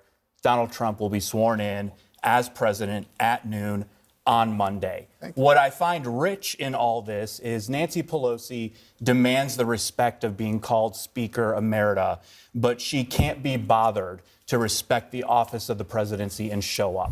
It doesn't matter who is swearing that oath. It is about the office of the presidency. It does matter and who she takes should that. be It there. does matter who takes that oath. This man is not just an ordinary person. Unlike the other 46 presidents in our country, this man is a twice impeached convicted felon who has been adjudicated for sexual assault. This guy is a guy who tried to overthrow the election in 2020. This is not a normal election, and we should not normalize this guy. If you have to show up, go. I don't have any problem if you choose to do so. But I do have a problem with the idea that Democrats want to continue to normalize something that should not be normalized. Yes, we should resist and not coexist. I also have a hard time with a lot of outrage being directed at the Nancy Pelosi's of the world. When, honestly, to Keith's point, the one guy who really should have been there that one time didn't show up. I just don't think that there's a lot of outrage to be given there. Maybe it's unfortunate, but I think you're right. Well, It doesn't matter. But that's the same whataboutism No, that it's not. Democrats always complain about. That's why they lost. This is why the Democrat, this is why they lost. And this is why they're going to lose in 2028 and 2032 and beyond. This is why they're going to keep losing. because they cannot think for themselves and realize that, you know what, maybe I effed up and I should have done better. Okay. What about Trump? What about this? What about that? That's all they talk about. What aboutism? It ain't gonna work for you this time. And she was Speaker of the U.S. House. President of the United States. She's not the presidency. Speaker anymore. She was the former Speaker, and she attended. And she reminds everyone. She attended also, Trump's inauguration. Let me just add one more thing. You know, Nancy Pelosi's husband was bashed in the head with a hammer, and Donald Trump joked about it. He mocked him for it. So there are some personal reasons, and as I'm sure you can imagine, why she doesn't feel any obligation to be gracious in this particular moment. Her family's life was put at risk. Doing so, though, aside from the issue of this peaceful transition of power, which is an incredibly important as an institutional transition, it's just the notion of being the bigger of two people. I think it sends an incredibly powerful message. If somebody may have slighted you, the Bible talks about turning the other cheek. You just say, you know what, you're an idiot. I don't particularly like you, but I believe in our process, and I'm going to show up. Did you correct that? No. But there's a power in that. There's a power in that. I want to make a quick point. First of all, I have deep respect for all of you, and I don't particularly care how you voted. And number one, I'm going to take Nancy Pelosi at her word. She obviously went through a bad fall. She's older. It's going to be incredibly cold. I completely understand. And look, AOC is missing a golden opportunity here by not going. She would be going viral on Blue and on Twitter to the hilt with all of her reactions and her facial expressions during his speech. It'd be brilliant for her, great raising of money. But look, I understand that people have their critiques and concerns about Donald Trump, as you articulated, but I would also say those impeachments, those trials, they played out in the court of public opinion, which were the voters, and many of them thought they were a sham. And the impeachments were a sham. And the January 6th trial was politicized when Jim Banks and Jim Jordan refused to be put there. 57 members, a bipartisan majority, 57 members of the United States Senate voted to convict Donald Trump, Republicans and Democrats, regardless of the fact he didn't meet the constitutional standard. That's a bipartisan majority of the United States Senate. Republicans and Democrats thought that he should be convicted for his role in the insurrection. You can't tell me that was just a But impeachment's a higher bar of purpose. Maybe not turning of the other cheek, but on the Democrats who are trying to figure out how to navigate this. You got a bunch of them, mayors, governors, et cetera, basically sending a signal to Trump that they are willing to extend some kind of olive branch. Listen. Called for him to come out, take a look for himself. We want to do it in the spirit of an open hand, not a closed fist. He's the president-elect. I respect the office. I have talked to key members of the incoming administration. He has absolutely been invited. He has been invited by Governor Newsom, Supervisor Barger, myself, and it is our hope that he will come to Los Angeles shortly after. You better go kiss the ring in Mar-a-Lago. Every one of us swore an oath to the people we serve. And the people expect us to find common ground, especially when it comes to lowering costs, creating good-paying manufacturing jobs, boosting research and innovation, and cutting red tape.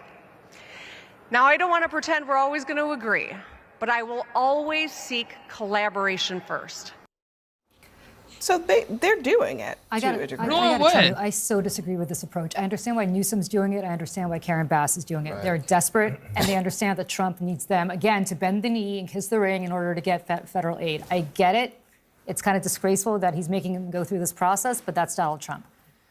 For members of Congress especially, who don't need to be there, and you're absolutely right, they don't need to be there, Donald Trump has shattered every norm in the book. And Republicans, MAGA Republicans on the Hill, decided that they were going to obstruct at every opportunity that they had. Whenever a Democrat was in power, I'm still, again, old enough to remember when Mitch McConnell said his priority was to make Barack Obama a one-term president. He failed at it, but he really tried. And so my attitude now is, you guys can't come around saying, oh my God, the norms, this is so inappropriate, oh my God, he's the president of the United States. You just supported Donald Trump. He broke every single norm in the book. And any Democrat that doesn't know how to fight fire with fire, any Democrat that still pretends this is Robert Byrd's old Senate where everybody gets together and kumbayas, is on drugs because it's over. Trump broke it. And Democrats have to understand this is the new reality that they live in. Look at her talking about somebody's on drugs. Yeah, I don't know. and they have to start bringing a knife to a knife fight and stop begging for Republicans to work in a bipartisan way to advance the common good, because the bipartisan way that advances the common good for Donald Trump is that you have to bend the knee. There is no bipartisanship other than. Well, this election showed that that voters aren't looking for a bipartisan way. There's a trifecta of Republican leadership. This election showed that people were worried about the price of eggs. Give me a break. And now it's up to Donald Trump. Okay, and now it's up to Donald Trump. Broke the economy? Guess what? Whose fault was it? The economy actually was doing quite well. Joseph Robinette Biden. Let me be very clear. No. Let me be very clear. It is on you guys won everything. You're absolutely right. It is on you to lower prices, to get the price of eggs down. So good. And now it's up to Donald. Broke the economy? Guess what? Whose fault was it? The economy actually was doing quite well. Joseph Robinette Biden. Let me be very clear. Let me be very clear. It is on you guys won everything. You're absolutely right. It is on you to lower prices, to get the price of eggs down, to get the price of bacon down, and to get the price of apples down, while also deporting 20, 40 million people, however many people Donald Trump promised to deport. And imposing tariffs. And imposing tariffs. God bless. Go to town. We don't have to participate. You have the majority. You don't need us. We'll get it done with or without you. Fantastic. Exactly. With or without you, it will get done. It is what it is. You ain't going to be out here talking what you want to talk. Look, it ain't going to work. Okay, it is not going to work. Breaking tradition, what to expect that? What is Trump's this? inauguration just 3 days from now? It's going to look a little different. Dangerously cold temperatures will force Trump's inauguration inside to the Capitol Rotunda for the first time in 40 years. The president-elect explaining on Truth, quote, "I don't want to see people hurt or injured in any way. It is dangerous conditions for the tens of thousands of law enforcement, first responders, police, canines, and even horses." Meanwhile, the left's freaking out as America's tech giants flock to the inauguration. You got the Zuck, Tim Cook, even TikTok CEO is going to be there. But joyless Joy Reid is jealous. Yeah, he better be the one. They increasingly help decide what news you get, what you know about the world, and even what people think and believe. And the policies that these billionaires impose on their tech platforms have real-life consequences. That's what an oligarchy looks like. The world's richest tech bros and a couple of D-list celebrities paying millions of dollars to rub elbows at Mar-a-Lago, only concerned with how they're going to make more money and how to appease Donald Trump.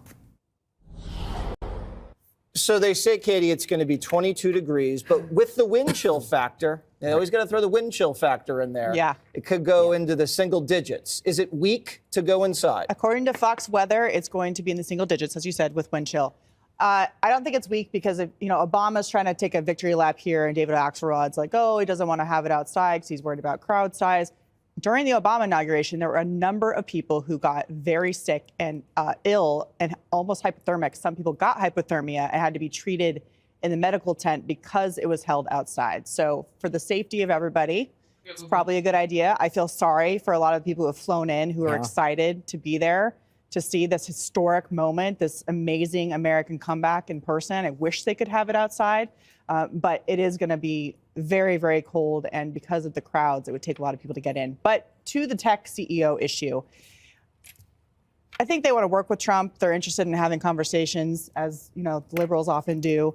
But I'm very skeptical about the reasons they're changing their perspective here. Zuckerberg especially, they're getting rid of DEI, they're getting rid of the fact checkers, and they're saying it's a new age. It is, but you also have a Department of Justice coming in where you have people like Harmeet Dillon and Leo Terrell who are going to look at these companies and sue the pants off of them for discrimination and for violating the constitutional rights of Americans through certain kinds of censorship working with the government. So it's not just all about playing nice. It's about them making sure that they're not getting sued. Leo 2.0. They better watch out. Judge Jeanine, it does, I wouldn't say take away from the pomp and circumstance, but it's going to be different. How do you feel about going inside? Thrilled. I can't wear enough layers under the coats that I have. I'm sure it's a disappointment. It's a disappointment for a lot of people. I'm sure it's a disappointment for the president. But, people's health and safety matters. And at least he cares about that. I mean, there's no other reason to go inside. But I really want to talk about these tech CEOs. We just heard Joy Reid complaining about the fact that these tech CEOs are bad, that, they're only concerned about making money and they're going to be controlling the news that we hear. Well, you know, you didn't care about that when they were suppressing the First Amendment. You didn't care about that when they decided to deplatform us or deplatform a president. You know, that didn't matter to you. But now that they're going to Donald Trump, it's offensive to her. And I'm sure it's racist somewhere in there. I just wasn't listening at some point. But, you know, there's a reason. There's a couple of reasons. Look, they could make money with the Biden administration siding with Biden, just like they can make money with the Trump administration, that it's in their business interest. I'm not saying they're going to get money from the government, but it's in their business interest. But think about it. What makes more sense for these tech CEOs to get involved with Donald Trump? Because the future is brighter with Donald Trump, because the economy is going to be better with Donald Trump, because the animal spirits are going to be higher with Donald Trump. So, you know, don't tell me they're just doing it, you know, to kiss his ring. Certainly they're doing it for a business motivation, as well as the fact that they see a benefit to it. And by the way, social media is leaning right now. All of social media is leaning right. And it seems that the companies now are flipping their algorithms to lean right. And the longer they keep people on social media, obviously, the more advertising they're able to get in and the more revenue they make. So for the past year, the liberal agenda hasn't done so well for them. I think the next 4 years are going to be great. And the president, by the way, is not fooled by these tech CEOs. The president understands transactional. Greg. Yes. The tech CEOs, are they afraid of getting frostbitten? I don't know, and frankly, I don't care. I was thinking about what you said earlier about how I often make comments about people's appearance. Yes. And I'm not going to do that right now about Joy Reid, although everything she says is a bald-faced lie. And she's complaining about D-list celebrities. What is she, an A-list celebrity? A for asshat? By the way, you know what? I don't care if temperatures are in the single digit, because on that day, we're given a single digit to the Democrats and to idiots like Joy Reid. Although, I mean, even though the inauguration is inside, the 5 is going to be outside. Mm-hmm. And I've been talking to the producers about this, pointing out that William Henry Harrison, a president, died from pneumonia after his inauguration. And I want to ask our producers, why are you trying to kill us? What do you stand to gain by trying to have us murdered by the weather? Well, good thing I can make a fire. Okay. Oh, good. There we go. No one believes I can make a fire? Well, I can make a fire if I'm given the right things to make it with. Well, I can Like get an a- injunction. Like a match and some paper and some kindling. Mind if I say a few words about What do you want to talk about, Harold, honestly? I just want to Can respond you make to a fire? the topic that we're talking about here. I think I just doubt two you quick can make a things. fire. Two quick things. I Do you think know Joy everybody Reid, Harold? I think everybody should Good take friend. the win here. It's a tradition. Business people and politicians talk. The most important investors in innovation and growth are these tech and innovation leaders. So I'm not surprised by it. I will say this, though. We talked about the billionaire stuff yesterday. In 2017, when President Trump was inaugurated, the number one person on the Forbes 400 list of billionaires is Bill Gates at $89 billion. Today, the top is Elon Musk. He has $244 billion. In 2017, Gates, his $89 billion would have ranked him 20th, I believe, or 15th or 20th on the list, right around where Bloomberg is today. Yet the median income in the country in 2017 was $61,000. The average household in 2024, it's $80,000. President Trump won because he upended the model. He got more working class voters. He ate into the minority vote with Democrats.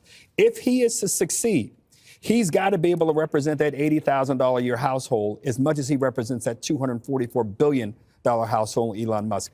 That's the challenge, and that's the rub. He will. He Hey, will. can somebody I'm tell not Harold this challenging you. isn't I'm Fox saying business? A lot of numbers, Harold. Yeah. Jesus, it's Friday, for God's sake. Yeah.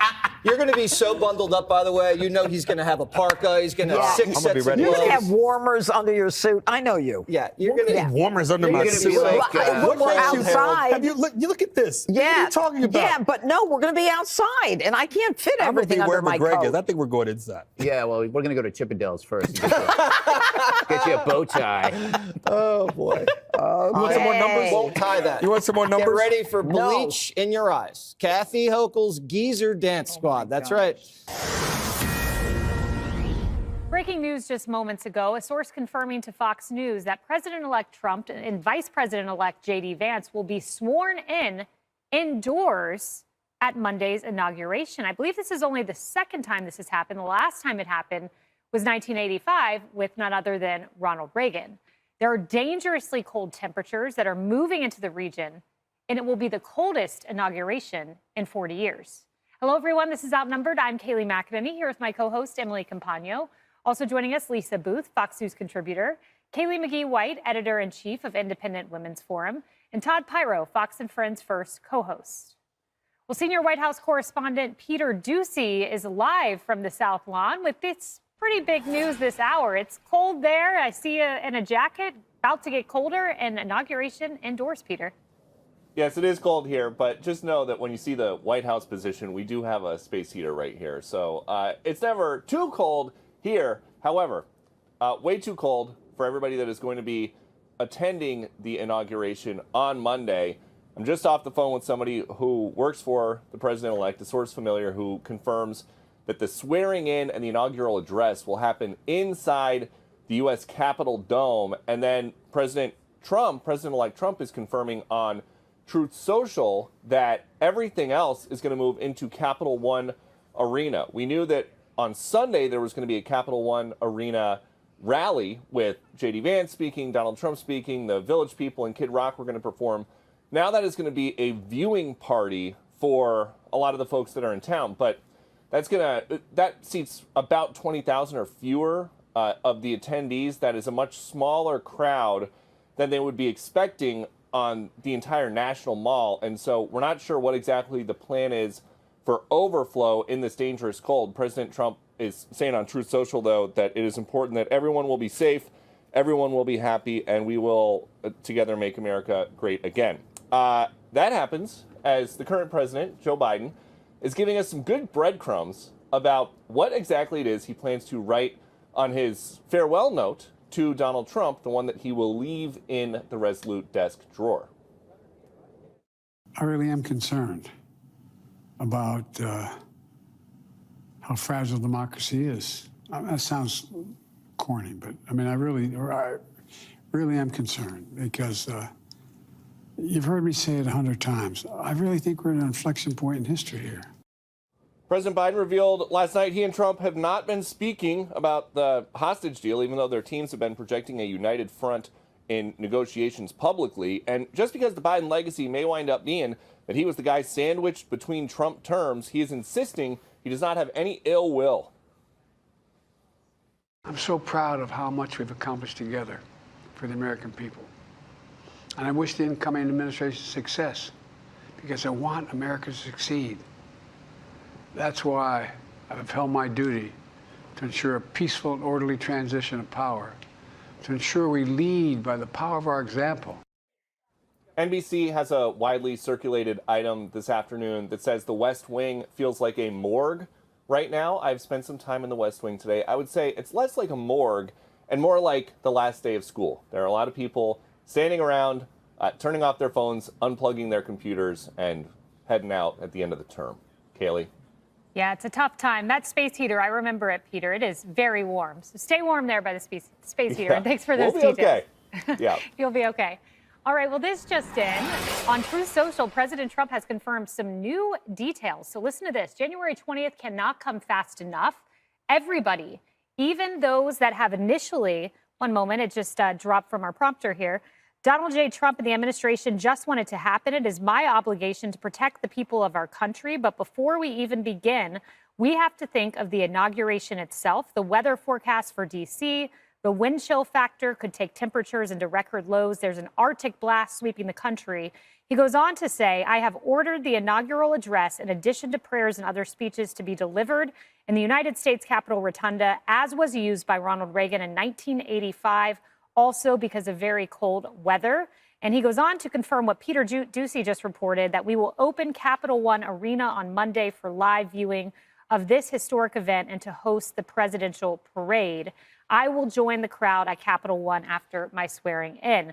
It's a long Truth Social. Those are some of the details, Emily. And as we look at this, this has happened twice from what I've researched, 1909 with Howard Taft and then 1985 with Ronald Reagan. And what's interesting to me is the Ronald Reagan comparison, because not only is the inauguration indoors, you have the hostage release, really right before Trump comes in. You had the assassination attempt, Ronald Reagan as well.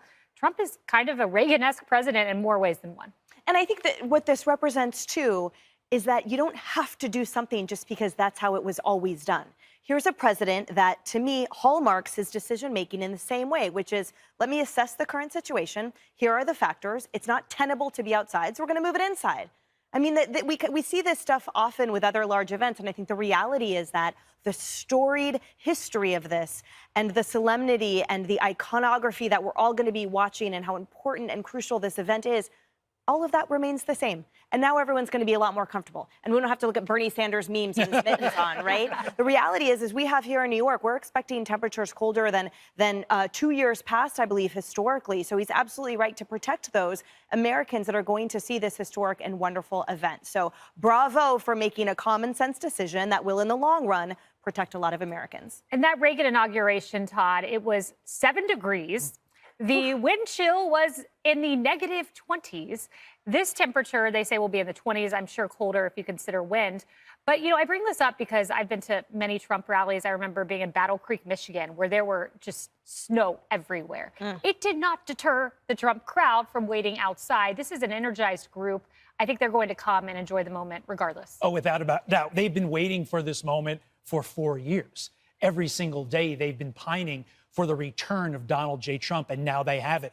But I agree with Emily so much because it's such a metaphor for what we expect the next 4 years to be. And we got a preview of it when you were in the administration during Trump 1, is that just because D.C. has a tradition and just because the ruling elite class says this is the way it's done, doesn't mean it necessarily has to be that way. Common sense should always rule the day, not hey, this is the way we've always done it in D.C. That's what Donald Trump's going to bring to the table in this 4 years, much like he did the previous 4. I want to add one more thing that I thought was important in this Truth Social post. He makes a clear point to say this is also about the safety of those first responders that need to be out there for the entire day. There's going to be a lot of attention following the events of New Orleans and the fact that this is such a major event. We need to make sure that those first responders are protected, and this is one way of doing that. Excellent point. And to talk about, aberrational, doing things differently, Lisa, the rally the day before is interesting. You don't have most presidents who do that. He confirms in this Truth Social. That's happening 3 p.m. Sunday. Doors open at 1 p.m. That's never deterred the camp out crowd from camping out the night before. Well, we know Trump, he likes to go his own way, but it's not just about the safety of the first responders. It's also about his safety. Yeah. I mean, this is a guy who has faced 2 attempted assassinations, one that went through his ear. He could have died if just for a slight turn of the head. So this is also safer for him. Also, as someone who is planning on going, I do have a little bit of a sigh of relief. I live in Florida now. I've gotten really soft on the weather, and I was worried about, freezing to go watch history be made. So at least I don't have to worry about that. But to your point, add this to the long list of parallels between Ronald Reagan and Donald Trump. One with Jimmy Carter and Joe Biden both being failed presidents, one-term presidents failing on the economy, also on foreign relations. You look at the Iran hostage crisis that you had talked about, 444 days, 52 Americans held at the embassy in Iran. And they were released on the day that Ronald Reagan was inaugurated. Now we're seeing success with Donald Trump and the release of hostages that Hamas has held, and just this new era that will be ushered in for America, which we're all very excited about. So yeah, and thank God for that. To the point of security, this does make it, a little safer. We knew there were security concerns, as there are at every inauguration. The Secret Service said we have a no-fail mission. I'm sure they're taking that very seriously in the wake of 2 assassination attempts. When you look at the list of those not going, Kaylee, we know Nancy Pelosi's not going. We don't know why. She did just have a hip replacement. Michelle Obama not attending again. Don't know the exact rationale. But, when you look at this and you think about it, their decision not to go, however, is it a tone-deaf decision? Is it one in which you missed the 77 million Americans that showed up and said, this is our guy? Yeah, I think it's important to remember that Trump and Melania didn't go to Biden's inauguration. So I don't think it's necessary for political leaders to necessarily go to their rival's inauguration. However, they can't use the weather as an excuse this time around. I'm also planning on being there, and I get to now cancel my order for an electric heated vest. So I'm kind of excited That's a about great that. idea. Yeah, I was wouldn't even- prepared. I was ready. I will say, I do hope that the Trump transition team makes an effort to have as many people inside the rotunda for the swearing in as possible. I know a lot of people were looking forward to going to that. I'm planning on bringing my dad. He was the first guy ever that I heard of in 2016 who told me as soon as Trump went down that escalator, Donald Trump is going to win the White House. So I know he's really looking forward to that moment as well. And, it's not just Donald Trump's moment. It's the Trump voters' moment as well, that they get to see this return to the White House and they get to see this agenda implemented finally. And so I think it's a really hopeful day and one everyone's looking forward to. Yeah, without question. Todd, and when I think about it, the supporters, they are a robust group. They're an excited group. I think they understand and they're going to show up regardless. It's a huge event. And a lot of them, I've been looking on Twitter. It's like there are hourly, minute countdowns among supporters saying we are ready for this, rain, shine, wind, whatever it may be. Well, that's why I think it's important that Donald Trump issued this Truth Social post so soon after the news came out on our air and other networks, because you want to control the narrative on this. You want Donald Trump to be out there saying, hey, I'm doing this for you. I know it's not traditional. I know it's not what we expected. But trust me, this is the best course of action, because those people who've pined for this for so long are going to say, OK, at the end of the day, we may not get to watch this the way we originally thought. But the moment he puts his hand on that Bible, whether it's inside, outside, on the moon or somewhere else, he's going to be the president. And that's what's important for us. Yes. It's on like Donkey Kong. Thank you. And he will be making that appearance at Capital One Arena, so he will not fail to see his supporters. Let's bring in Alina Habba. Alina obviously was one of the top attorneys for the incoming president in his legal cases, and she will now serve as a counselor at the White House to President-elect Trump. Alina, I think there's probably a little bit of disappointment that we won't see the incoming president outside on that platform taking the oath of office. I wonder, do you know if they will be walking up at all up Pennsylvania Avenue, or will people be able to see them outside? Yeah, my understanding at this point, and obviously it's a moving target, but the first and foremost, the president is only concerned with safety. It is actually cold. I'm in D.C. It's dramatically colder than it was in New York here. And obviously we have a cold front coming. So we don't want anyone uncomfortable. He will be sworn in the Capitol. There will be projections of that on screens, is my understanding. And he'll speak at a different location where he's holding a rally the day before, so that people will get to see him as well. So, it's really not just about him. It's more about the American people. And he wants to make sure everybody's happy, comfortable, and able to watch it. And I think that this will actually turn out to be for the best, because people were concerned with how cold it was going to be. I think the last I heard was going to be 10 degrees. Yeah, we're just watching the walk from the last inauguration, and always an exciting part, but it'll be beautiful in the rotunda for sure. Eric Adams, when I spoke with him just a few weeks ago, I did ask him if he had asked President Trump for a pardon or to consider that, which President Trump at one point said he would consider, he would think about it. Here's what Eric Adams said at that point on December 18th. I did not ask him that, and in our conversations, we both expressed our love for the city, and the years he was in office, they were combated. I'm working with the president and his administration, not warring with him. I say that quote over and over again. Working with, not warring with, and we got news of thousands of commutations from President Biden this morning. Do you think a pardon for Eric Adams might be in the works, Alina? No, I don't think any of that's being discussed as of yet. And I think that there is one thing being discussed, and that is the demise of New York and what we saw through the cases, the AGs and DAs in New York, as you know, and as I'm particularly familiar with President Trump. I think his focus is to bring all kinds of people, all sides of politics together, and fix the city that once was great and bring it back up to where it needs to be. Eric Adams is the mayor. He needs to step up. He has work to do. And I'm glad that he's communicating with the president about that. Alina, thank you very much. Obviously, big days to come and a big job ahead for you as you head to the White House to serve the incoming president. It's good to see you, and we'll see you soon. Stay warm in Washington this weekend. Thank you, Martha. A union. Thank you for tuning into the live show. You know what time it is. It is your boy Genesis. Y'all, how are you doing? How are you feeling? It is the inauguration Eve. All right, how are you doing? How are you doing with your family? It is Sunday. It is currently 8:40 p.m. and today's date is the 19th of January 2025. 19 days into the new year, we have the new commander-in-chief, the legend, the OG, the 45th, now the 47th president. He will be sworn in tomorrow and it would be historical. How are you feeling? Are you feeling joyful? Do you feel the new inspiration in the air in the United States? Let me know. Boss attending an inauguration for a Republican president. But that's exactly what Teamster General President Sean O'Brien will be doing on Monday. And Sean joins us now. Sean, welcome to the show. Thank you very much. I would like to consider myself a union leader, not a union boss. Okay, great. I understand. And I understand the terminology, and I don't blame you for that clarification.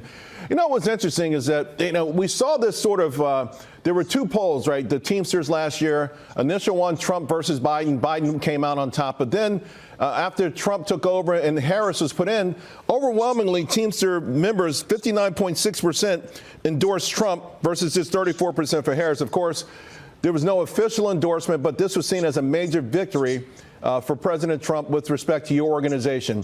What do you look to achieve now as you go attend this inauguration? Well, there were three different polls, and the one that Biden won was an in-person poll at 319 union halls. But the remaining polls were done electronically and with professional pollsters. But what we're looking to achieve is, look, we've got an agenda that's behalf of 1.3 million of our members. We want to make certain that we have a seat at the table regardless of who's in charge. And, that's why we're going to be there. Yeah. I live there, so I'll take a walk up the street and see what's going on. Well, President Trump has a domestic economy agenda. He's focused on the domestic economy. He wants to bring jobs back. That's got to naturally dovetail to what you would like to see for your own union, right? Yeah, I mean, look, we want as many American jobs back here. We want union jobs. We want good middle-class jobs. And, we look at trade agreements done in 1993 at NAFTA and other bad deals that were made under the Democratic leadership. And hopefully these jobs are restored. Manufacturing is brought back to the United States, and we prosper again as a middle class. Yeah, well, we see the evidence of reshoring and onshoring, not seeing a lot of it necessarily in the manufacturing data. You had a big victory with this UPS strike and the raise. In fact, there was a big joke that everyone was going to go Halloween dressed as a UPS driver. That's how rich they were. The central issue seems to be technology now with unions, trying to get ahead of this big shift in technology that could hurt your jobs. Is that something you'll be talking to President Trump about? Yeah, I mean, I think we've been having that talk all along with everybody that'll listen to us. I think most recently a demonstration of President Trump is when he supported the ILA workers who were threatened by these big shippers who were making billions of dollars trying to replace their jobs with artificial intelligence and automation. That's important to us. We want to make certain that we protect as many middle-class jobs. We realize technology is coming, but we also have the ability to create jobs as a result of this technology. So we are going to be lobbying hard. And again, we want a seat at the table, and President Trump has given us that ability to sit down and have dialogue on behalf of our members and working people across America. Well, I got to tell you. And that's it. That's why people voted for this guy. He is willing to talk to everybody, anybody, as long as you are talking about progress. And this is why people voted for him. And this is why Democrat lost. And they are probably going to lose in 2028 and 2032 and beyond, because they're now willing to understand that the people have moved on from blaming Trump or anybody who believes in his mandate. But if you're still here blaming Trump, well, I'm sorry to say, he is the new commander-in-chief. Ladies and gentlemen, thank you for tuning into the live show. We have been streaming for 3 hours, 12 minutes, and 29 seconds. God bless you. Thank you, thank you, thank you. Instead of looking for perfection, seek for consistency. Never give up on yourself, never give up on your dreams, and never give up on God. Believe in yourself, believe in your dreams, and believe in God, okay? Never ever quit. Life is hard, but keep on going, keep on fighting. Fight, fight, fight. All right. Inauguration Eve, ladies and gentlemen. How are you feeling? I'm feeling wonderful. I'm feeling grateful. I'm feeling blessed. I got my daughter with me home here. God is great. We are doing great. God is great. God is good. God is great. Okay. That's all I can tell y'all. All right. Stay safe. Stay warm. It is cold outside for sure. And if you are attending the inauguration, Stay safe, okay? A lot of protests going on in DC, a lot of crowd in DC this weekend. So stay safe. Tomorrow is Monday, inauguration day. We will be here. Yeah, man, that's all I can tell y'all. Be safe, okay? I love you guys. God is great. And thank you to the veterans. Thank you to the active military members. God bless the United States. God bless you. Thank you to the moderators. Thank you to the members. I see Ellie. Ellie's one of the members of the channel. God bless you. And to join the membership of the channel, it is $4.99. God bless you as you join. Double tap your screen as you leave and subscribe to the channel. You guys are awesome. It is your boy Genesis, and I am signing out of the premises. Yeah, that's corny, but yeah, I did it.